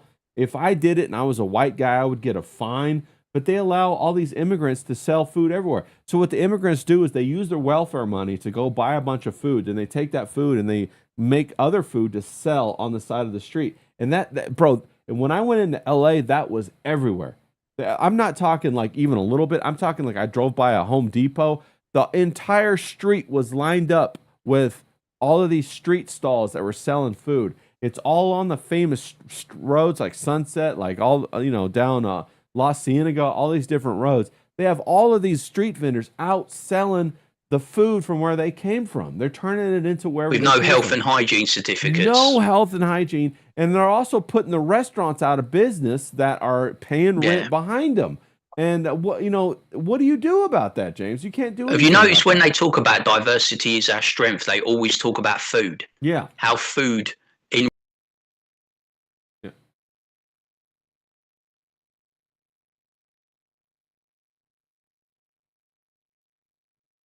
Oh, hold on, James. Your audio just dropped out. Let me fix that real quick. Sorry about that. You were right in the middle of something, and everybody else was feeling your vibe, and they were saying the same thing. I think you're back, James. But you were saying, Yeah, I'm just saying, and that's how you get all those pop-up stands, don't you? And little caravans, caravanettes where they're selling food out of like carts and that. You right. know, the one thing that stressed me out, right, that really bothered me, and this was before Mamdani, it's probably been exacerbated by Mamdani, was when the fucking you see all the vendors in New York, a dirty street, and you see people selling food, and they were fucking, remember the rat thing? And no one was doing anything. You know, you'd imagine that there was a cop going up and down the street or something on his beat, and he would like close that down immediately. Because cooking vermin that you've got off the street and then selling it to people on a stick, you mean, no way that's health and hygiene, is it? It's Yeah, like, no, they're literally cooking rats in New York. The other thing too in New York is that I saw they had rains and they completely flooded, James. Ma'am Donnie came in the office and the whole city went to shit on purpose. They're pushing people out of New York City on purpose. Carrie C says, yummy, fried roaches. That sounds pretty good. they want to get rid of the millionaires and billionaires. It's the same with London. If you listen to like the Green Party rhetoric or Sadiq Khan and you ask them, are you bothered about the millionaires and billionaires leaving the country because of corporation tax? And they're like, no. And then they ask them, yeah, but these people are the business owners. Right. They provide jobs. And they're like, oh, we don't care. We're moving in a different direction. We're going to be green economy, top down. We don't need millionaires. We don't need billionaires. We don't need job creators. Yeah. You know, they're openly saying that they're going to make one of the biggest cities in the world, two of the biggest cities in the world, a shithole. Yeah. They're turning it into UBI, which is communism. That's the goal. They want people to be put in chicken coops and eat chicken food. Chicken scraps. Mr. Jiki said DHHS is letting the food people, giving them 2 years to get rid of the dyes and preservatives. Once the blue wave gets in, they'll pass a law saying it's fine to use those dyes and preservatives. Yeah, that's true. The other thing too, Mr. Jiki, is that a lot of the food that is legal in America is illegal in Europe. We have some instant pastry. Like, have you ever had those Pillsbury biscuits that are instant pastry? Yeah. That's actually illegal in England. It's illegal throughout Well, it's Europe. chlorinated chicken as well, isn't it? You chlorinate your chicken, and Yeah. we don't do that over here. Yeah, So yeah. that fucks up our trade deal. Right. We can't sign off on a trade deal because Trump wants to sell us chlorinated chicken. Yeah. And our government refuses. So it keeps holding up our big trade deal. Yeah, no, you're 100% right. And Mr. Jiki in the chat's making a joke. He says, "Where else am I going to get that authentic flavor?" Bro, Exactly. I'm so sick and tired of hearing this stuff about like all these cultures offer as their food. Like, get rid of them, bro. When are we going to wake up and realize that everything, I'm talking literally everything we've been sold for the last 60 years is a fucking lie. And that is the damn truth. I know. Forrest Mommy just said, "Oh my God, your hair." FOMO, we were talking about my lesbian haircut earlier. Okay, we already talked about that. I'm going to have to go buy a Subaru. About how I got a hatchet job, but from the lady. Yeah, Oh, do you remember last week we were streaming with a gorgeous blonde? Yeah. Oh, those were the days, weren't it? Yeah, I don't Those know. were the I don't days. know, FOMO. We might have to get you on as a regular here on Fridays. Well, I'm thinking about Yeah. that. Might have to get you a big pay raise. Pay you in drawings or something like It's that. funny how she noticed your hair low. She noticed it and said something. I noticed it and said nothing. What a good friend I am, and what a terrible friend FOMO is, I tell you. Yeah, FOMO. She might be gorgeous, but terrible. No, she's a great friend. That's what women are supposed to do. They're Yeah. supposed to call it. FOMO says, "Oh my God, it's Leslie." Yeah, I know. I'm getting a Subaru. I'm going right now. I'm gonna go down there and get myself a 4-wheel drive Subaru. I'm gonna get some. I'm gonna get some. What are they? The Crocs.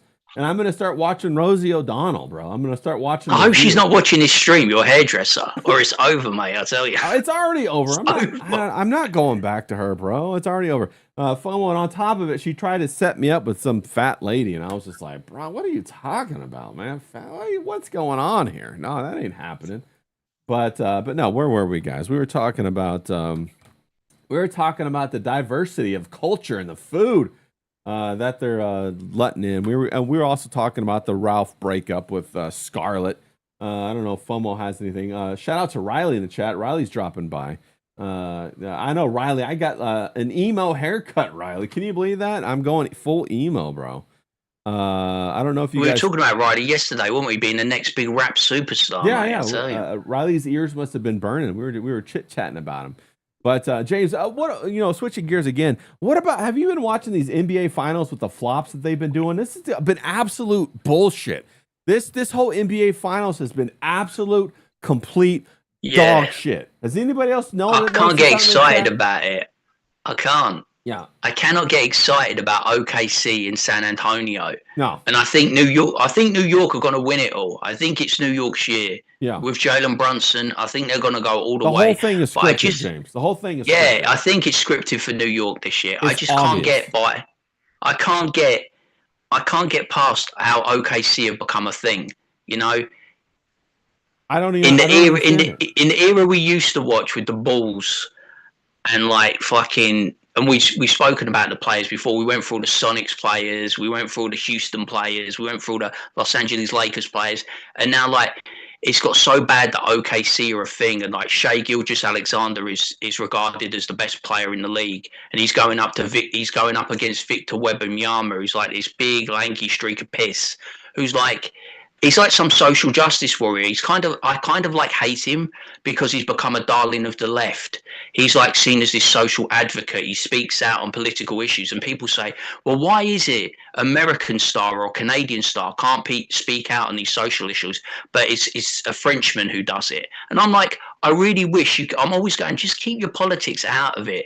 Anytime you input politics into sport, it turns it into dog shit. The whole You know thing's what I mean? dog shit. The whole thing's dog shit. We just had who was it? Nacho said, "Duh, Bulls." Do you remember the NBA was so good that Saturday Night Live would do like, you know, who was that? The guy Norm from Cheers and somebody else, and they would go, what would they say? The Bulls, the Bears, the Bulls, the Bears, the Bulls, the Bears. And it was hilarious.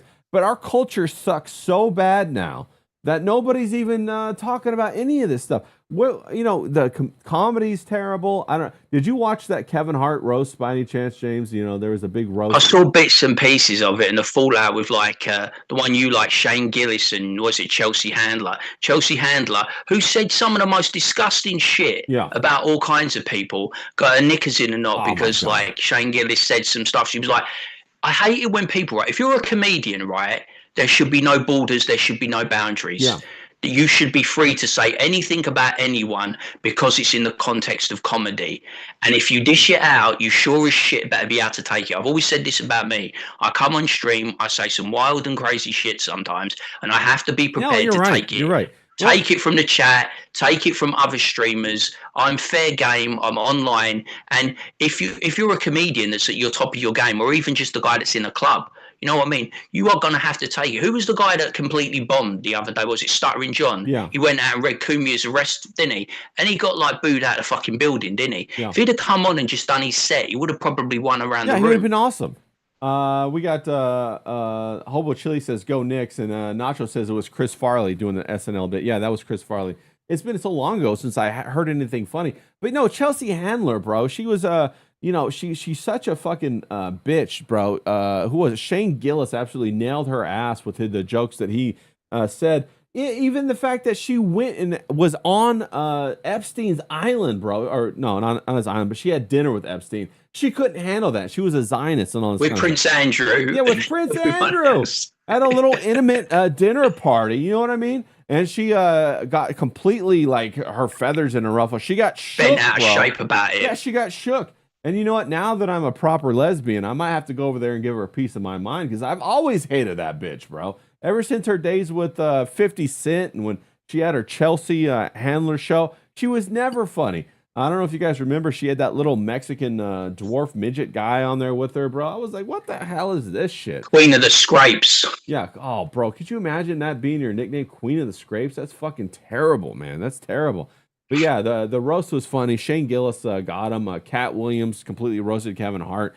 You know, I think it's interesting that Cat Williams, who's like this like outspoken guy about spilling the secrets, and he basically doesn't like Kevin Hart at all because Kevin Hart went with the program and joined the Illuminati or whatever, quote Illuminati.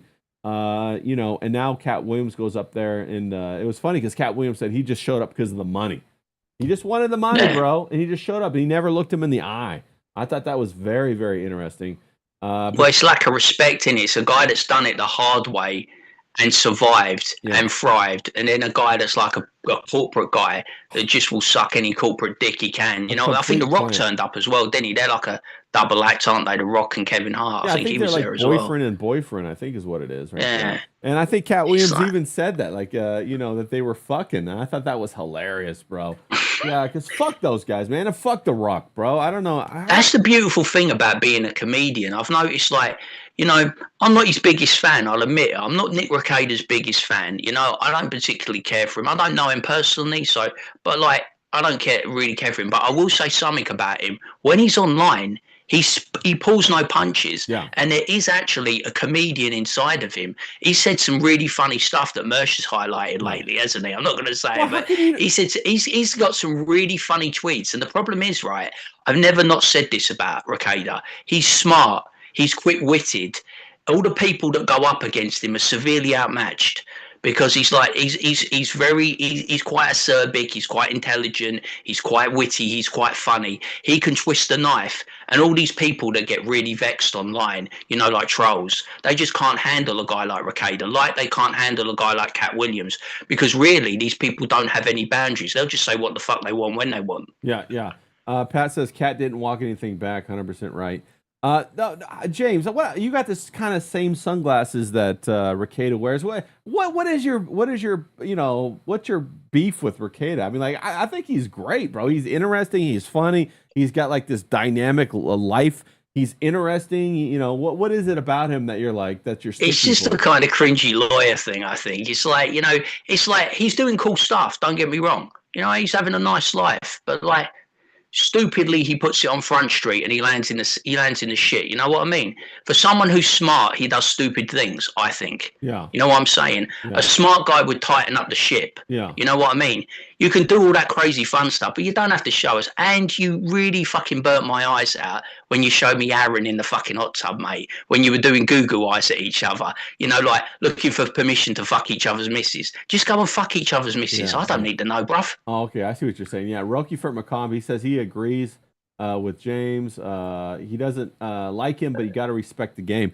Yeah, I think Nick's. He's a hustler, man. Yeah. He's like Better Call Saul, isn't he? Yeah. He's not the best. He's not the best lawyer in the world, but he's street smart. Yeah. He's savvy. He's a survivor. He's, like you said, he's an interesting character. You can't knock Recader for that. Yeah. Just personally, he kind of like rubs me up the wrong way because I think for a smart guy, you do a lot of stupid, silly things that you should put behind closed doors. Yeah. I'm not saying don't do copious amounts of drugs. I'm not saying don't bang other women other than your wife. You know what I mean? But when you're a big guy at your local church and you're on a platform where there's a load of online grasses and people just want to fuck your life up, don't give them an excuse to fuck your life. Make it hard for them. You know what I mean? Show a bit of smart, show a bit of decorum, be a bit more savvy. No, I get what you're saying. I agree with that 100%. Because you don't just fuck your life, it fucks your wife's life up, it fucks your girlfriend, it fucks your girlfriend's girlfriend, it fucks your dealer up, it fucks everyone up, you know what I'm saying? Now, what do you think? Do you think somebody hypothesized that Scarlett gave Nick a blowjob, or maybe they had sex? What do you think about that? They think that that's what the big mystery behind the scenes is. What do you? I think there's all this crazy sex swinging going on, and I'm the only one not invited because I'm in England. I wouldn't put past anyone. I think Scarlett's probably had everyone. She's probably had Recader. I mean, she wanted Mersh. She never stops talking about Mersh. Yeah. I don't know what Mersh has got, but Scarlett wants it. You know what I'm saying? Well, you know, she's going to want him even more now that he says no, no, no. And now that he's got, you know, Ice Dancer and he's in a good relationship and all that kind of stuff. She wants what she can't have. Yeah, and Mersh is smart enough to avoid that. He knows that she's a fucking nightmare, bro. Not even to dip your toe in that. Well, it's gonna. The one thing I like about Mersh, he doesn't like people fucking with his income. He doesn't like people fucking with his money. He's all about the money. And I know, and you know, and he knows, Scarlett would fuck with his money. Yeah, yeah. The other thing too, I agree with that wholeheartedly. Mersh was ahead of the game with Christy Mayer too, bro. He was calling her out like Red Bar, you know. And Cumia, he was head of the game with Cumia. He was one of the first people on that. Yeah, that's 100% right. And Red Bar jumped on that too. And a shout out to Red Bar. I hope he's doing okay. And he's probably going through a health scare. If he ever hears this, Red Bar, we miss you, buddy. Hope you get to feeling better. But no, yeah, he called out Chrissy Mayer a long time ago. That's why I'm saying, like, why is everybody? What? How can you not like Mersh? I mean, like, Mersh is like that crazy uncle. that comes to your your Thanksgiving dinner. Maybe he brings some of those candy cigarettes for your kids, and you're like, oh, come on, don't give him the cigarette. But then he's like, oh, why not? We had them when we were kids. And you're like, okay. Or maybe he like brings a BB gun and gives it to your son, for his. You're like, what are you doing giving him a pellet? I'm like, oh, we had a pellet gun when we were kids, stuff like that. And so you kind of be like, he's a little bit gruff, but he's right. In the long run, you know what I'm saying? He's got a feel for the game, hasn't he? He's got incredible yes. online. He's got incredible online instincts. You can't deny that. He can smell a rat a mile off. Yeah. He can smell a trap a mile off, and he's a survivor. You know what I mean? He's a guy that continues to survive, and now he's thriving. So I got nothing but respect for the game he's pulling. You know what I mean? More power to him. Yeah, you're 100% right. We got Mr. Jeeky in the chat. He says, need to get a black guy in the Dabbleverse, and then Scarlet will be all over him. I loathe the Dabbleverse. I hope that burns to the ground. Yeah. I fucking hate it. We'll get Brandon in there, maybe. Maybe she'll. But I don't wish any. I like Brandon. I don't wish anything ill on him. He's a great guy. As soon as they incorporated the Transverse network, that was it for me. Even the people that slightly amused me. When you indulge people like that, when you indulge the Transverse network, and you allow that into your community, you allow that into your like little online social circle, and you don't do anything about it, or you don't say anything about it, and you embrace it and make jokes about it, I think there's something wrong with you. I think you're wrong. Yeah, no, I agree with you. We got Rocky Fort Macabre. He says he always hated Chrissy and Scarlett. Yeah, bro. Chrissy always rubbed me the wrong way. There was just something about her, like she was an entitled brat. With that was not funny, and everybody worshipped her, and I didn't get it. Like, and it just irritated me, bro. And now that she's becoming, I never even thought she was attractive, James. Like when I didn't get, like, why is everybody fawning over her? It was the tits, wasn't it? It's the rack, because she's got like a kind of like rocking rack. You like ignore the boat, don't you? Some people do, and I think a lot of people like fucking. It's like I was trying to say to John the other day, but I probably said it poorly, with like this star fuckers thing. Yeah. Chrissy's got a bit of something, isn't she? She's got a bit of a following. She's got a bit of clout. So people like to go on her shows, didn't they? Because you get the rub and you might get something out of it. And you find that, don't you? You find with the quartering. You find with he had his coffee grift, didn't he? You had the fucking Melanie Mack who had a religious grift. You had, I said, that Stuttering Craig who was doing the online game awards. You got all these people, but one thing happens: as soon as they see a sinking ship and they think they can replace that person, they'll stab their so-called online friend in the front, backside, everywhere. Once they see that one of their little pals is going down, mate, they'll be the first to put the knife in. Didn't Venti? Venti was one of the people that was on Simcast all the time. FOMO wasn't on enough, for my opinion, but like Venti was like the right hand man. When she was Venti was like me to you. I'm the guy that's always on your stream. Like, she was like the right hand woman. But Venti was the one who put her down. She didn't hesitate. She was on there, stabbed her right through the heart. Stabbed her in the back. You're 100% right. I agree with that. And Venti's being surgical doing it. Let's see here. Carrie C says, I like your haircut, Ray Ray. Well, you're the first one to say that. Everybody, well done, Carrie. Everybody's giving me a hard time with the lesbian haircut I got right here. Roki for Macabre says, the Chinese here sold some dope ass pellet guns. Yes, they have fantastic pellet guns. I am not going to lie. In fact, the last time I was in Texas, I loaded up on a whole bunch of pellet guns, and I was going to give them to my nephews, but I thought you said pelicans. I was like, pelicans? pellet guns. Like, pellet guns. Kind that you pump I remember pellet guns. I thought that Chinese are selling pelicans. Yeah. Carrie C says, my mister was always leery of Mersh until Louis appeared. Yeah. When Mersh got the cats, I think that showed everybody that he has a soft side inside of him. And then, of course, now look what he's done with that. Presby's taken some cats. Other people have taken cats. That's a good thing. Some people have taken the piss out of that, and I'm like, how can you take the piss out of a guy that's helping stray cats find like a second chance and a nice life? I mean, you can't hate on that. Everyone's looking forward to Kitty City. I think that's going to be a book that's really going to pop off and do.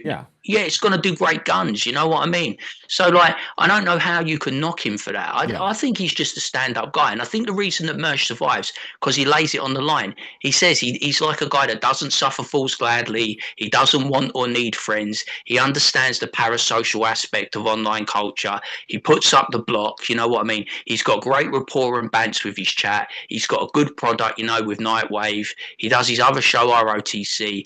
The people that knock him, I don't understand that because we know it's incredibly hard to be successful online, and he has two very successful shows. Well, I'll tell so you, you can't knock the guy. I'll tell you right now, I know exactly why people don't like Mersh. I know exactly why, and I'll tell you why.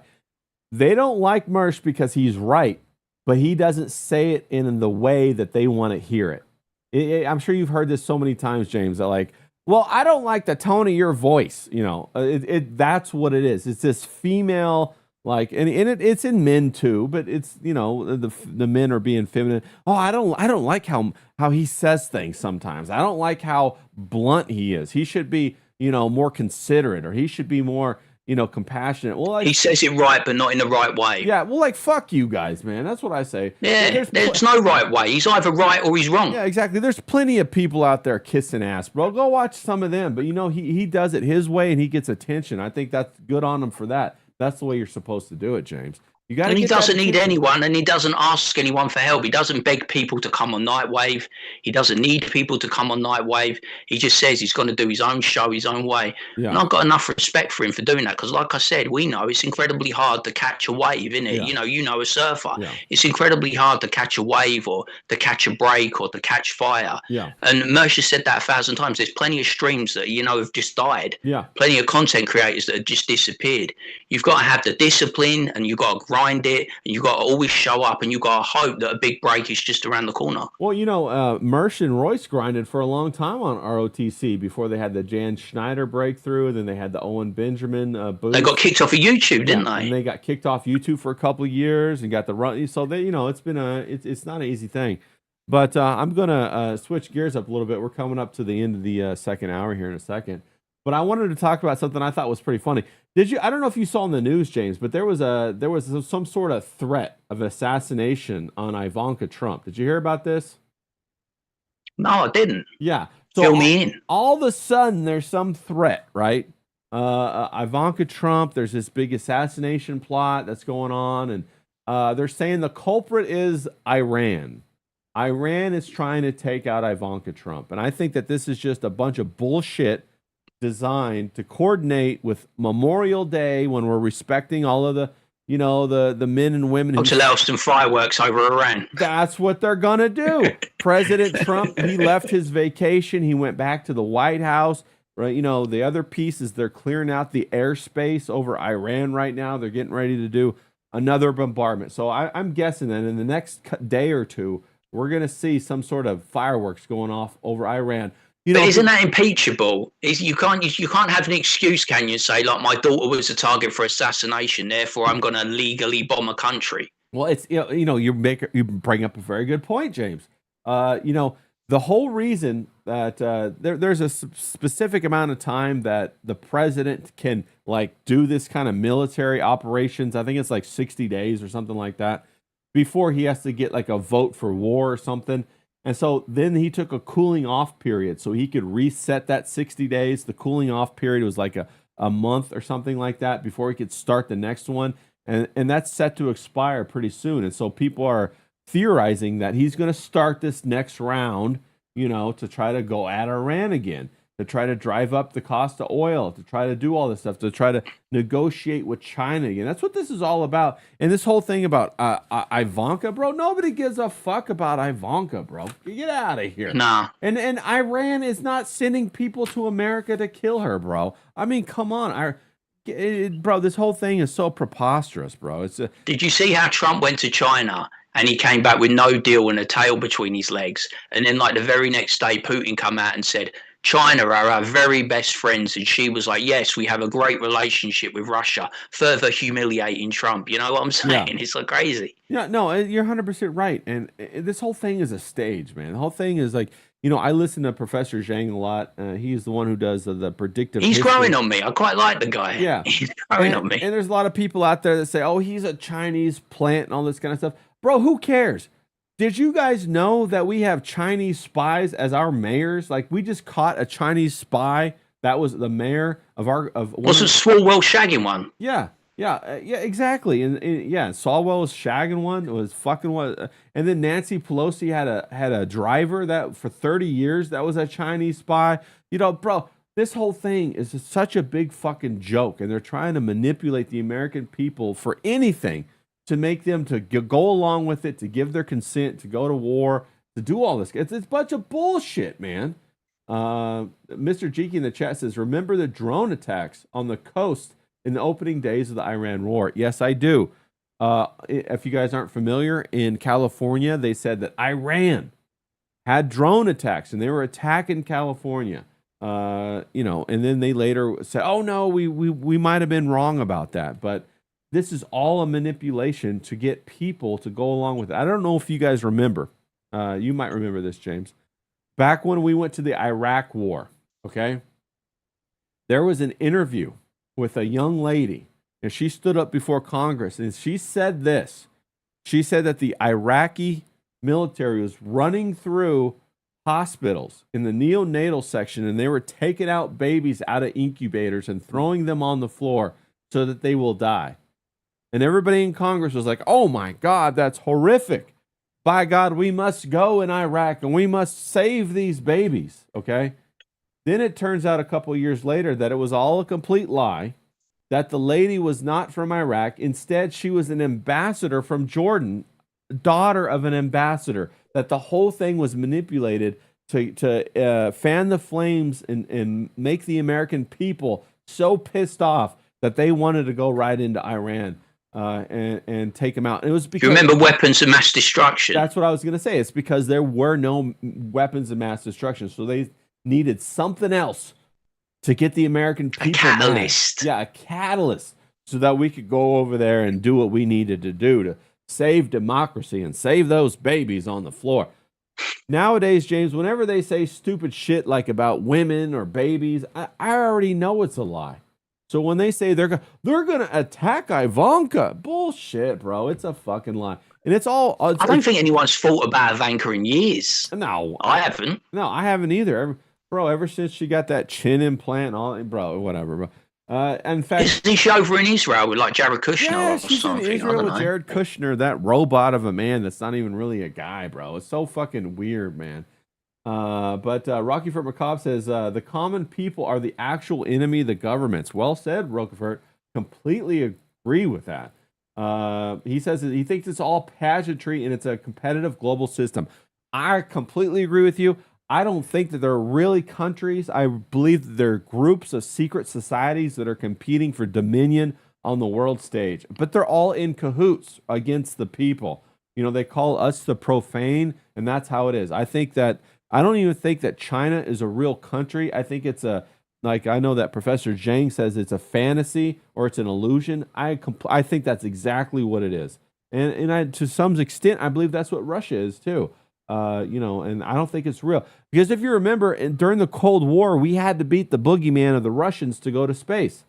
Now we have to beat the boogeyman of the Chinese to get AI. It's just all a thing to manipulate the American people to give justification to the government to do what they want to do anyway. It's a bunch of bullshit. So keep your eyes open, people. What's everybody going to have on this Memorial Day weekend? What are you guys having for your barbecue? You guys going to have a steak? I got some ribeyes I'm going to thaw out. What are you guys doing? Put it in the chat. Drop what kind of food. Let's end this on a good note, people. What are you looking forward to have? I'm probably going to have me a couple of shots of tequila to try to forget about my Lesbo haircut that I got going on right now. I'm going to have this Lesbo haircut for at least 2 weeks until it grows out enough that I can reshape it, bro. Because I'm not. You should do one of your old school drawings of the experience. You remember when you used to do your drawings of like ROTC and that, and Nightwave? You should do one of your experience in the old barber's chair. Yeah. Oh yeah. Well, as soon as I've been grinding on those pages for the super killers, I'm doing basically one a day. It takes me about between 4 to 7 hours to finish a whole page, to draw it out, to ink it, and all that good stuff. And then I have to go back and color them. But after I get done doing that, I'm going to go back to doing some more cartoons, and we're going to have a good time. We're going to have a great time. Nice one. Seashell SoCal, she says she's going to have chicken and steaks. Well, that sounds fantastic. Nice. Are you going to have anything, any kind of accoutrement with it? Are you going to have like a charcuterie board, maybe some fine cheeses and anything like that? A little bit of the meats, the cured meats. I know alcohol's a problem, isn't it, in Seashell SoCal's area? So it might be a bit of a dry one. Yeah. Do you have any alcohol, Seashell SoCal? I know you're over there in Utah. Do you got any good liquor? You got any tequila? What you got? Nacho said he's going to have burgers, hot dogs, potato salad, macaroni salad, baked beans, the usual fixings. Bro, that sounds amazing. I'm going to have to come to your barbecue next time. That sounds fantastic. He says he's making rubs lately and cutting up pork loin because they are cheap. Yeah, bro, I've been going the pork route 100%. I was going to go buy some briskets the other day to smoke them. They used to be 99 cents a pound, but they're up to like almost $6 a pound. I used to buy 4 or 5 briskets at a time, but now I can only, buy one for the same amount of money. It's crazy. So I've been buying a bunch of pork shoulder, put it in the freezer, going to smoke a bunch of that too. Mr. Jiki says he's got some burgers going. Yeah, bro, you can't go wrong with burgers, bro. Carrie C says she's going to go to a party on Monday, but she's making a pot roast tomorrow. They're going to grill up some chicken burgers and dogs tonight. I'm making potato salad for the party. So don't do the dogs, man. What have the dogs done wrong? Yeah, leave them alone. Yeah, just a hint of sour. Bro, I love a good potato salad, but so many people put way too much mayonnaise in it. I like it light mayonnaise. I also love a good Waldorf salad. James, have you had a Waldorf salad? I think that's English fare. It's a salad. It has grapes in it, celery, walnuts, raisins, with a little bit of probably had in my restaurant going young romantic days. Yeah, it's fantastic. I love a great Waldorf salad. I also love a good holiday sauce. If you can make it nice and spicy, add a little bit of chili powder to it. Love a good holiday sauce. French food is fantastic. I'm all about it. I like a nice mayonnaise. I'm a mayonnaise guy. But you know what I mean? I do like, it's weird because I'm English, but I do like mayonnaise on chips. Yeah. Oh, bro, I love sour cream and barbecue potato chips, or hot spicy, like those flaming hot chips with a little bit of sour cream, or if you even can go a bit further, if you're a little bit more snooty, put your nose up in the air a little bit. You can get that creme fraiche, James. Have you ever had that creme fraiche?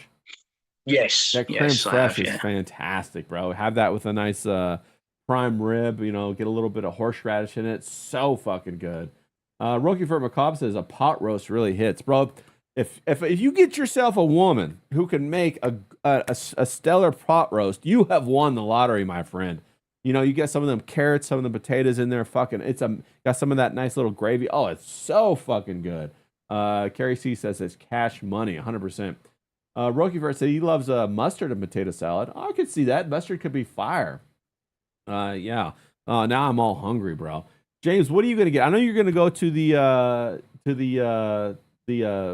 what is it? I think you already went to it today. That was a bit of a shit show, wasn't it? Yeah, let's hear about that real quick. You were gonna. Should we end on that? Yeah, let's end on that. You were gonna go to the fair, right? So you're gonna go to the fair. Yeah, I had like a busy evening. I was like chatting to someone. I'm not gonna divulge, but I was chatting to someone. So I had a bit of a busy evening, so I was quite tired. And then I rolled out of bed really late. I had a lie-in, and then it got I had some lunch. I had nice bagels. I had egg bagel, bacon bagel, nice peppers.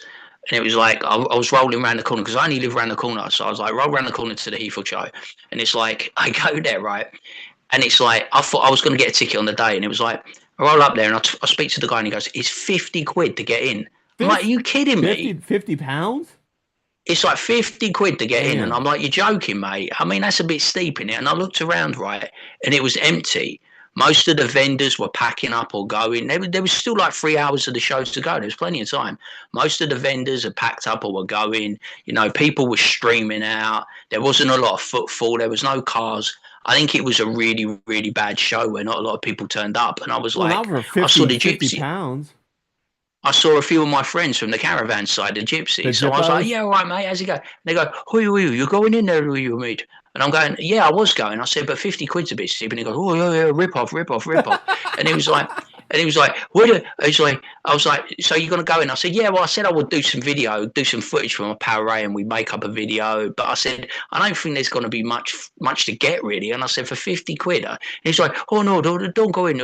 Come back to the caravan. We'll have some drinks. We'll have a couple of beers. And so I went to a caravan site instead of going to the Ethan Show and had a couple of drinks. Bro, that's amazing. I would have loved to seen a video of you having a beer and talking to the they will not. You will not get it, mate. I'm telling you, you will not get a camera anywhere near these people. These people are very clannish, very secretive, because some of them probably have a lot of extracurricular activities that are not strictly above board. Yeah. Man, I am dying. I would love to go have a beer with you and the gypsies, man. Well, I've showed you the caravan site, haven't I, where they are and where they're stationed. At that time, I brought the dog back, and they were going to lynch me because they thought I nicked their dog and wanted to, they wanted like, oh, you want some money, do you, to give us our own dog back? And I'm like, no, mate, your dog was in the middle of the road, mate, and I saved it from being run over. Oh, you're getting smart, are you? Yeah. And it's like... The way these people talk, man, is crazy. Yeah. Did they remember you from the dog part? Did they? Yeah. They remember me from the dog thing. They see me about all the time when I go and running and I talk to them because I get on well because I've got gypsy blood. I've got no. Most of the people around here don't like gypsies. So I've got no problem with them. But you can tell they got money. You know why they got money? Yeah. They're buying up property around here. Oh. They're buying up houses. Wow. And they're doing it with cash money. Yeah. They're not doing it any other way. These people are, people are cash poor. Yeah. These people are cash rich. I'm telling you, bro. You only get cash rich one or two ways. Yeah. And I'm telling you, they're not doing it the legal way. See, I don't know, James. Maybe you should go the gypsy route, bro. Maybe you should offer to do their driveway. I think I'd fit in quite well. Yeah. But it would be like quite the experience, I think.